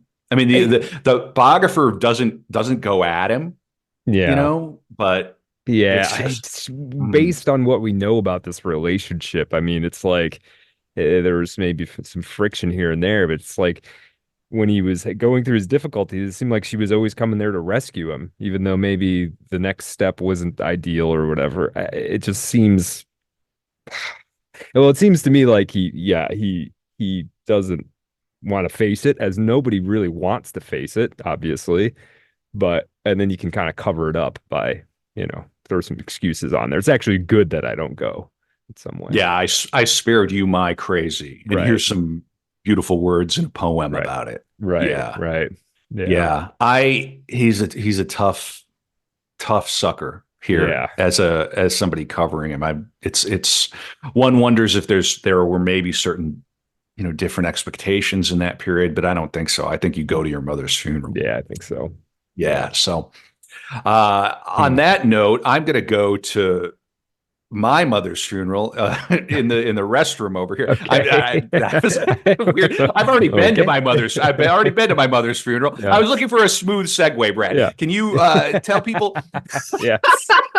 Not. Well, that was terrible. You've been nailing it up till now. Oh, okay. Well, you know what? I should have said it auf Deutsch, and it would have been better. But Brad, can you just cover for 90 seconds and tell people what they can expect, what's coming in season 4? I know you've got some exciting stuff going. I am going to be. We said I would do John Lennon in season 3. Yeah. I got every episode done. I think I dropped one during this year that I'll come back to later. I'm gonna do John Lennon. It'll just come in season 4. But go ahead, Brett. Yeah, great. Yeah, so some other figures that we're going to be covering in season 4. That's 2024. We're going to be doing the redo, the mulligan on William S. Burroughs. This time we're going to go fully in depth, and it'll be our classic several hour long episode. We're going to do part 2 of F. Scott Fitzgerald. People who've been following along will know that we did a live episode in St. Paul, and we did about an hour to an hour and a half on F. Scott Fitzgerald. That's not enough to cover his whole life, so we're gonna complete that mission.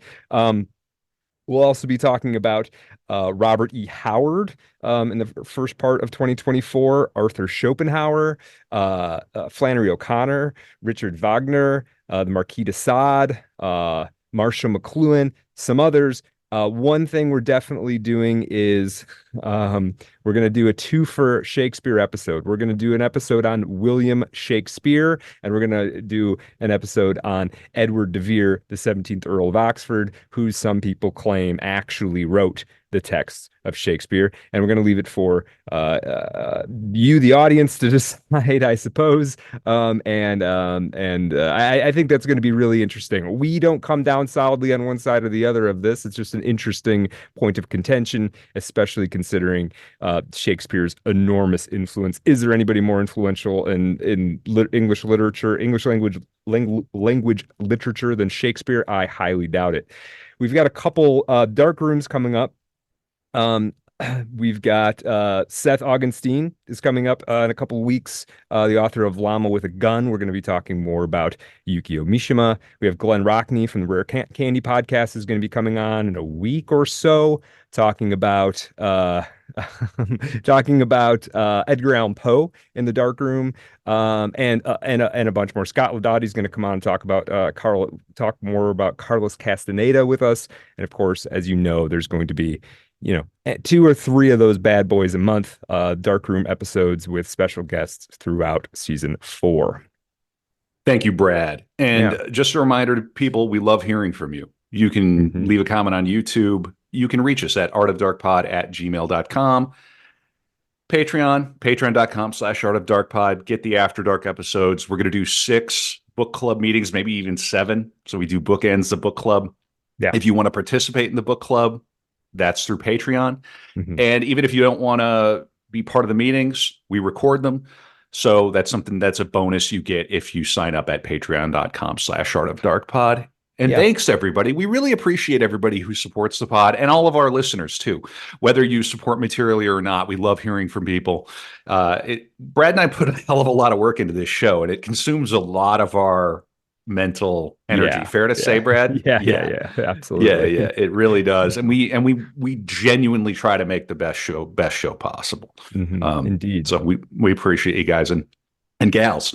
And on that note, just for people who are listening this deep, Kevin, and maybe you might not even be aware of this, it's looking like by sometime in January, we are going to cross the 250,000 listens threshold. That's crazy. Yeah. So thanks, everybody. Thanks, everybody. Thanks for a great year, and we just gonna want to keep it going, making it better. Detroit in the fall of 2024. Live show Houdini. And we're going to announce that first on Patreon. People on Patreon will have access to tickets first, and I don't know. Do we have a venue picked out for that yet, or we got to still figure that out? I've got thoughts and leads and ideas, but we're not settled yet. So and I know you told me that I have to start practicing to hold my breath for at least 70 seconds underwater. Yeah. Okay. And also remove leg shackles while you're doing it. Well, that I already know how to do. Oh, good. Well, this should be easy then. I learned how to do that in college. Yes. that was related to the incident. The capital I incident. Oh boy, yeah. The sweet smack of leather. We're getting ready for the Marquis de Sade. So here we are. But yeah, this is a tragic moment in Hesse's life, and it's a tragedy that he kind of visits on himself. Like, your mother dies. She's 59 years old. We see a similar thing in James Joyce in his life. I don't have the exact details at my fingertips, but there's something about, like, he disavows religion, like, on her deathbed, right? And it's this sort of schism that he can never repair because she's shortly thereafter passes away. Burying your mother is one of the hardest things that anyone will ever do. It's an inevitable thing. Burying your parents, either of your parents, but it's heavy. It's heavy. It really forces your hand as a human being. So here we are. Go to your mother's funeral, for the love of God. Yeah, seriously. Really. Okay, so now we're moving really, I think, into part 2 of this episode. Okay.